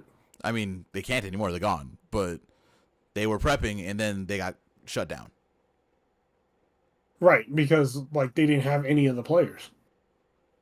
Like they were all gone. Well, no, like Microsoft, Xbox shut them down. Remember, like that was part of the yeah. They were closed. Like one of the few studios that was closed. Like I know they lost. Right. I know they lost people too, but Right. But what I'm saying is the reason why the studio closed was because when the main guy left, he was constantly hiring people from the studio. So eventually there wasn't that many people left in that studio, which is why Microsoft closed them down. that still sucks. Yeah, it sucks. It's shitty. But that one is kind of like it's like a multi-layered thing going on there. Yeah, it sounds like it. Yeah. But like, there's other ones too, right? Like um the game called Immortals of Avium that came out on from EA. Yeah. Like that studio, like after that game came out, and they came out the worst possible time, but no one really bought the game. They were hurting. Like there was for sure layoffs. Yeah. And it sucks. It's a good game, but for anybody that's looking to play a interesting FPS slash RPG-ish type game. Like I have it. I don't. Funny enough, I didn't buy it. I think I got it on a I think it was free on PlayStation, on PSN. So I downloaded it. I never played it myself yet though. Fun. All right, let's move forward. If y'all should get Game Pass if you want. If not, like we don't have it either. So I guess we shouldn't be saying you should get Game Pass because it's great. So we don't have it, but it is a great value, and you definitely should look at it if you don't have it already. Yeah, no, it's a good option. Like, just weigh your options and see what you want most out of a subscription service. I'd say, like, do you want to like pay, $20 and just play a lot of games? Game Pass is for you, right? Like, you can play multiplayer and all that stuff too, but Game Pass is for you. Do you want to, if there's a bunch of other things outside of that you want, maybe not consider it. Yeah, exactly. All right, let's move on to our last little bit of gaming. Mm-hmm. We're gonna be talking about another game that came out that was announced on the Nintendo Direct from a couple weeks ago. Legend of Zelda: Echoes of Wisdom. Prophet, Yeah, man. I'm gonna let you lead us off on this one because I don't know a lot about Legend of Zelda. Okay, so this game, it looks like it looks like it takes place like right after Link's Awakening, but I don't know because like Zelda timelines are weird. So, but this game has the interesting thing of instead of playing Link, you're actually playing Princess Zelda, and it's because like Link comes to rescue Zelda, and when he does, he gets sucked down like this into like the Shadow Realm type deal. So Princess Zelda is trying to save him, and you get to use like a bunch of new stuff.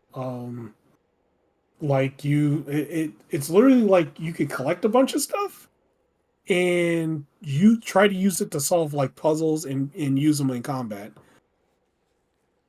It looks really cool. It's a really different take, and it's the only Zelda game where you play Zelda. So no, you assholes, it's not every other game that's named Zelda, you play Link. He's not Zelda. This one, you play Zelda. There are a lot of people that ask that question, huh? Yeah, you're right. Yep.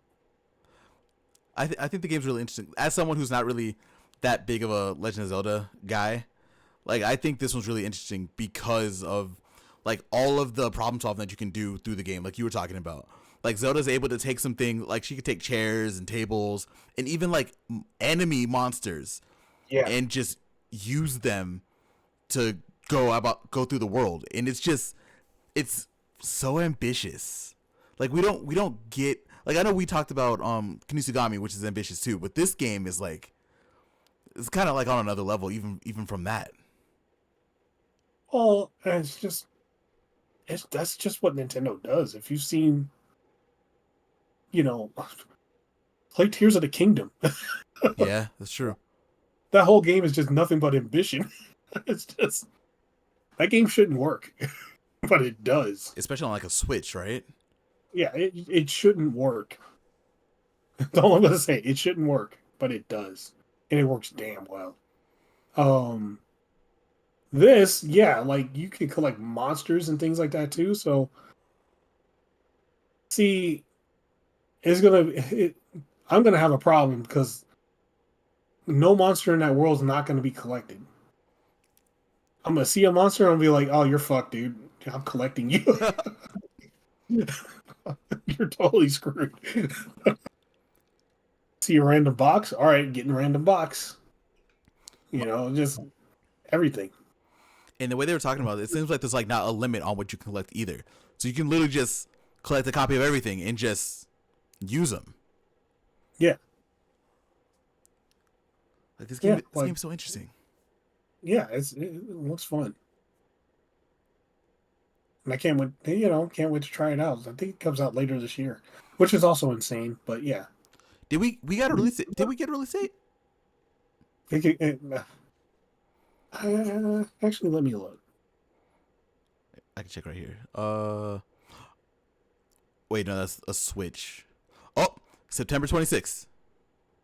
Yeah, so fairly soon. Oh my god. Like for a company for a system that's so called like winding down, they have a shit ton of first party releases this year, between this year and next year, which doesn't happen for a system that's supposedly going down. So I can't wait. I think once we get the Switch 2, I think they're just gonna use the same cartridge, so you can just play all these again, which makes sense. Which is why they're not slowing down on Switch. Yeah, I also think it's like because like I think some people have been saying that like, of course, data mining. Yeah. That some of the games were like had some like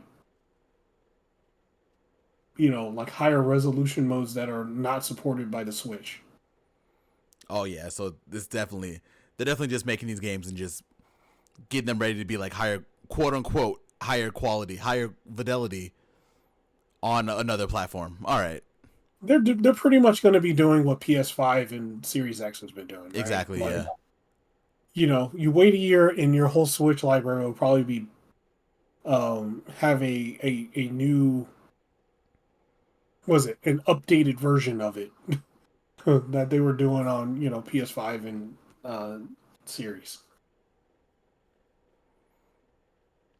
So that means I'm gonna wait. I'm gonna hold off, because I'm buying Switch 2 day one, and then I will go from there. Hey, I bought a Switch day one. Haven't regretted it. I couldn't buy one day one. It took me like 6 months to get my Switch. Oh man! So that day, I left work early. I went to Fry's. Went across the street to Fry's. I got in line at just like the right time, and I got a ticket to get a Switch. Oh man, I should have did that. It is what it is. Yeah. All right. That is all for gaming? Yes, sir. Man. All right. I think that means we can go on to our final segment of the day, which is anime. It's nice. I think it's really only 2 recommendations this week. We don't really have too much else going on. Mm-hmm. We will start with an anime that's going on this season. Episode 2 just came out the day we're recording. The Elusive Samurai. Okay. Okay. This anime is from the creators of Assassination Classroom. Oh. Yeah, bro. It's about, I forget what the boy's name is, but it's about a little boy. He is back in the old feudal Japan from a long time ago. People call him a coward and things like that, but he's really just, he can move. Like, he has a lot of stamina. He can run around. He's very elusive, elusive samurai, right? I don't want to get too much into it because you haven't watched it yet, and I think this is my anime of the season, and all I'm gonna say is, you should check it out. Okay. Man, it looks interesting.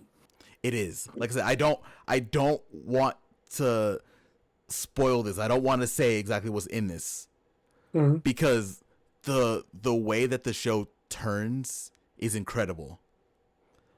Also, if you're an animation guy, probably one of the best animated shows of the season this year, this season. Wow. Okay. It's just incredible. What show did that studio also do? This Cloverworks? they've done a lot, bro. Like a lot of anime. Cloverworks has been around for a long time. Yeah, no, I was just trying to remember which one they did. Which are the other ones they did? Here, hold on, I got you. I'll get a list in a second. Okay, they did Darling in the Franxx, Oh, okay. Promise Neverland, Fate Grand Order. Wait, did they do just season 1 of Promised Neverland? I Or did they do both? I think they did both. Oh, Sadly. Or no, they only did the one season that exists. There's no second season of Promise Neverland. Only one. Yeah, there is one. Yeah, only one season exists. I wish we'd have got more seasons. I don't know. I don't even know what we were talking about. Second season, but you know, they only did the one. There's no such thing. What's another good one that they did on here? They did Spy Family. Okay. So they're a great studio. Yeah. I was trying to figure out what their animation looked like. It's Spycross Family. It looks almost exact. That style looks almost exactly like that. Wait until you get to the other stuff. I'm telling you, once you get into episode 1, or I guess even the episode that came out this week was incredible. But they have stuff at like the end of episode 1 that's just chef's kiss. What? It turns that quickly? Yes.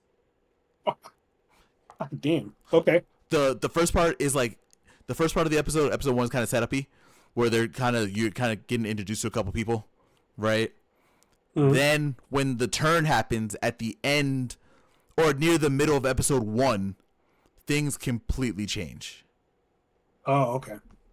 They kind of touch on a little bit in the trailer also, but you should just take some time.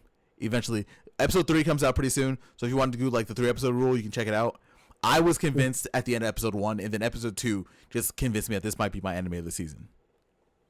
Yeah. Okay. Oh, you should explain to people what the 3-episode rule is. Oh, yeah, okay, I can do that. 3-episode rule is the rule that a lot of people use in anime, where they'll give an episode they'll give a show 3 episodes. If they can't get hooked by the 3rd episode, they drop it. Yep. And there's a lot of times, though, where I've been seeing, and we talked about this a few weeks ago, or there's some shows where you need 4 episodes. Like, episode 3 is like almost there, and then episode 4 happens, and that's where everything comes together. Shout out Viral Hit. Yep. So, yeah, there's sometimes where a 3-episode rule just doesn't work. But no, this one for me, after episode 1 was done, I was in, and then episode 2, once that finished, that was this actually might beat out what did I say was gonna be my anime of the season? I can't remember the name of it now. That's Tower of God. I've been excited for Tower of God for like years, but 2 episodes of this, probably my favorite thing I'm going to be watching this season. Okay, cool. Yeah, I can't wait to watch it. I'm gonna probably binge that and a couple other shows like real soon, like the next show you were about to talk about. Mm-hmm. All right, this for those who don't know, this anime part was just low-key just kind of me. This one, Prophet, you said that you want to watch also, but I actually ended up watching it this week. Yeah, I like the second I saw it, I was like, ooh, it gave me some like Yamauchi pedal vibes. Mm-hmm. So I was like, I instantly added it to my watch list so I can, watch it. Like, yeah, and pretty much the only anime I watched this week was the episode 0 of Koniku Man. So we can talk about that after this. Yeah, we can do that. I'm down. Yeah. So the show that we're talking about right now is Rising Impact.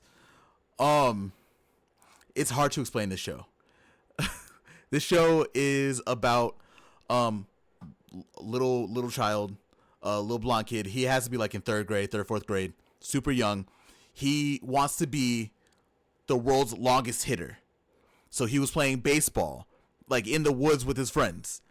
And he was just known to have like a big swing and heavy arms. He's just able to knock balls completely out whenever they were playing baseball. There's a woman that kind of shows up, shows him the world of golf, and he hits a golf ball for the first time, and he is just obsessed. He falls in love with golf, and that's what he wants to do. This show definitely isn't for everyone. It's not everyone's cup of tea. But it's so good.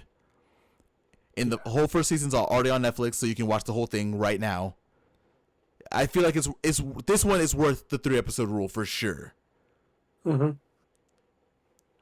Okay. Yeah, like it looks really good. Like I saw it and I was like, okay, I'm for sure watching this. Oh, Bless you. Thank you. Once you do check this out, the thing that I will say for everyone, season 2 is coming out in a month. Anyway, what I recommend for anyone, just be prepared. The show is a little bit slower. This is more of a character driven show, and all the characters work really well in doing what they need to do for the show to work. Yeah. That's really it. I'm not gonna talk too much about this one either. I would say everyone should give this one like 3 episodes just to try it out. It's definitely not for everybody, but it's really good. Yeah, I can't wait to sit down and watch it. Looks like a lot of fun. All right, man. All you. We're talking about the next anime that's on the list. Okay, so the next one that's on the list is, well, I mentioned it last week, was Kinnikuman. Yes, sir. And last week the first, well, they call it the first episode, but this is more like the prologue episode. I for sure recommend watching this episode just to get, so you can get kind of get the gist of what's going on. So there was like the where this takes place in, like, you know, kind of like in the storyline of the Kinnikuman is like there's about like 5 or 6 storylines that happened before this, right? So this episode literally goes through those storylines, and they reanimate all of them, and they look awesome. I really like after watching this episode, like the episode 0, which is going through all the previous episodes. I want them to like actually go back and animate all the previous seasons, because yeah, it looked amazing how they did all of them. And it also, like, one of the things that I like saw in this show, and I didn't realize it until the end, like there was a lot of people fucking die in this show. And then I looked up and I was like, oh, this is rated TVMA. I was like, oh shit, we're in for some stuff. So, just to kind of, probably like a little mini, synopsis of what happened. Mm-hmm. This is like, at the show, like, is literally starting when King Muscle, or King Muscle is literally about to get married. So he won his the last tournament. He gets recognized as the king of Muscle Planet, and then so he's about to get married. But him and Terry Man basically have a boxing match. Ooh. Terry Man basically challenges him to a Texas death match. Well, not a Texas death match, but they called it a Texas. No, I think he did call it a Texas death match in the show. But the only thing is they can only fight with their fists. They can only fight with fists. They can kick, but no grappling or anything. So they're literally boxing each other the whole match, or the whole episode. And as they're fighting, as they're like boxing each other, that's when they go through all the memories of what happened and how everybody, like all the protagonists of the show, like pretty much Team King Muscle, how they all came to be like part of the team and like all the stories. And pretty much like you're gonna see, spoiler alert, they were all bad guys before. Even Terry Man. Terry Man was a piece of shit. And then King Muscle knocked the shit out of him, and and then he became a good guy. But the funny thing is, do you want to know what the name of the tag team of King Muscle and Terry Man is? What's the name? The Machine Guns. Oh, oh. See, now you think that? Are they from Detroit? No, well, no, but Terry Man's from Earth though, so he's human. Oh, But I didn't know that. Okay. so like in the show, there's all the people are like all the wrestlers. They're all superpowered. They're literally almost like a different race of people, and because they're like so powerful. So, like Terry Man, he's human. Like Brocken and Brocken Jr. Brocken's dead, but Brocken Jr. he's human too. But he kind of has like electrical parts and shit like that. But yeah, like it, it's literally like the series of Kaneko Man is King Muscle and Earthlings fighting aliens. They're doing pro wrestling against aliens, and it's awesome. I think for people like me who ended up missing out on like actually like watching like the real version of Ultimate Muscle, like we got it on I think it was like JetX or whatever was wherever it was in America. Like we definitely didn't really get like a lot of this background. Like it was just these people like are wrestling. Like obviously they didn't look right, but it's anime, you never know. But knowing that they're aliens is actually some of them are aliens is actually kind of cool. Yeah, like King Muscle, he's an alien. Like he comes from a completely different planet. It's literally called Planet Muscle. I'm excited to watch this. You said episode 1 does come out tomorrow. Like so it's officially quote unquote I guess officially starting tomorrow. Yeah, the arc actually starts tomorrow. So this was like kind of like the prologue to the to get everybody caught up to where they are now. So this is gonna have to be one that we're gonna have to for me, I'm gonna have to keep my eyes on for sure. You're already gonna watch it, but I need to make sure I watch this one. Well, the crazy thing is there was a PS2 game. It was the Japanese version of the game where you play through all the storylines.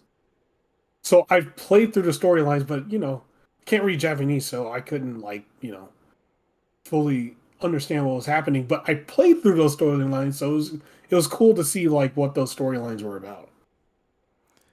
So what you're saying is you and I need to start petitioning right now to get IG to just reanimate and make a brotherhood of Kaneko Man.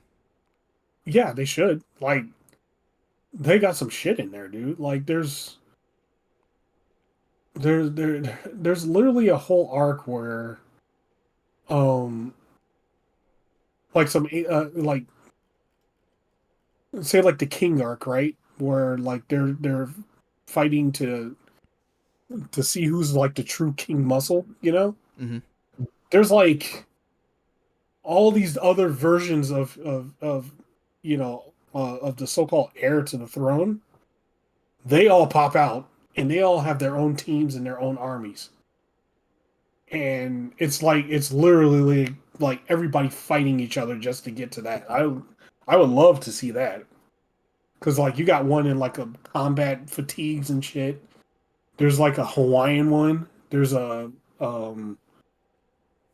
there's like just like a couple like a couple other ones. There's like one that's like he's like steel.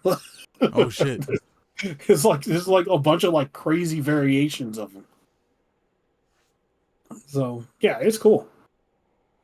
I'm gonna watch the episode tomorrow. Once it like episode 1 comes out, I'm gonna watch both. And then this Can You Command might be one that we end up talking about every week. I think that might just happen. Hey man, it's gonna be a fun show. All right, let's move on to the final show, or the final show of this show. Yeah. Pluto. Okay. So Pluto, this is going to be my recommendation for the week.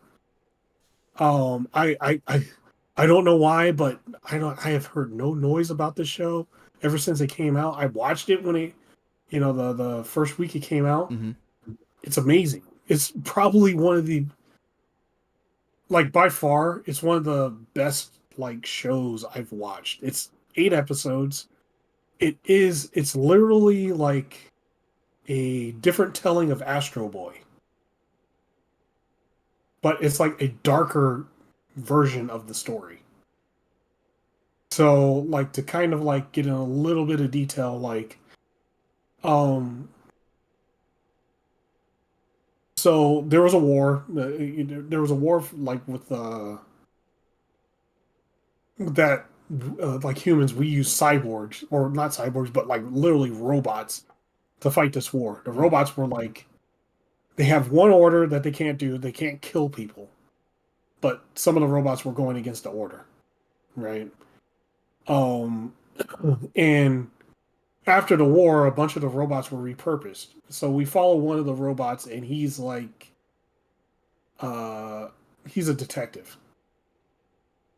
And as you're going through, he's trying to find out who's murdering certain people that were from the war. It's like literally like a list of people, like a list of robots and like sometimes humans that are, they'll just wind up getting killed. So the interesting thing is all the robots, they're pretty much like, if you saw them on the street, you would not know they're robots, right? Like, they're pretty much as human as like you and me. They have their own memories. They're married. They're taking vacations. They're taking days off. All kinds of shit, right? Mm-hmm. But just besides that, like, just the story of it, like, everything leads up to you know what's later on the ultimate creation, which is Tobio, which is Astro. Well, Astro, the first version of Astro Boy. Mm-hmm. And even the main professor and the main 2 professors that show up in Astro Boy are in this show, are in this series. So it's almost like a precursor to that, in a way. So it's a really cool show. I highly recommend like watching it. It's like, it's 8 episodes. Keep you on your feet. Keep you at the seat. At the edge of your seat when shit starts happening. It's not slow at all. Like, it's actually like shit happens pretty quick. But is definitely worth a watch. Yeah, no, I agree. I only got to watch the first 2 episodes of this. I forget what happened to make me stop watching it. It wasn't the show. Something distracted me because I have ADHD and that just happens. but the first episodes were fantastic. Like, I do need to go back and actually finish the show. But you hit it. Like, the show starts off really well. The characters that are in it are fantastic. There is a dub. It was on Netflix, and the dub was also fantastic. I think that's how I watched it, the first 2 episodes. I watched it. That's how I watched it. Bro, fantastic. Yeah. It was it's great, and like the animation of the show is top notch. All 8 episodes of the show is like watching a movie. Yeah, it is. Like, it's animated. It's animated so well. Yeah, like, I just wanted to, this is one of those shows I just wanted to, like, kind of spotlight, because I don't know why people haven't watched this show. There's this and another show. I'll probably mention that one next week, but um, yeah, like for sure, like give the show a shot. Like it is so damn good. It's easy to watch if you have Netflix. Just go ahead and I think everything we talked about today, except for Elusive Samurai, is all on Netflix. Yeah, yeah. So all these shows, again, except for Elusive Samurai, are very easy to watch. If you already have Netflix, definitely take the time to sit down and watch them. I think all of them are honestly fantastic in their own ways, and they're all at least the Netflix ones. They're all so different that you're gonna walk away with a different experience from each and every one of them. Oh yeah, for sure, for sure. Man, that's it. That's the episode. Yeah, that's it, man. We did it. I think one thing that we should do, and I think we could. You actually might have a question. Let's give a question to the audience for the people who made it this far. See if they have anything if they think of anything. I don't have a question. I don't know if you do. Let's see. Okay, I have a question for you guys. Write in the comments what is a game or a series you would like us to check out and review. Ooh, review time? Might be that time. I was gonna say something mean about their people's suggestions, but I'm not going to. I'm leave it alone. You can do that later, man. I'll do it later. But yeah, if you have anything, let us know. And I think that's it. I think we can get out of here. Man. Yeah. Thank you guys for listening to us once again. And as usual, hit the subscribe button. It'll help us out. And like, comment, subscribe. Thanks, y'all. Peace out. Later.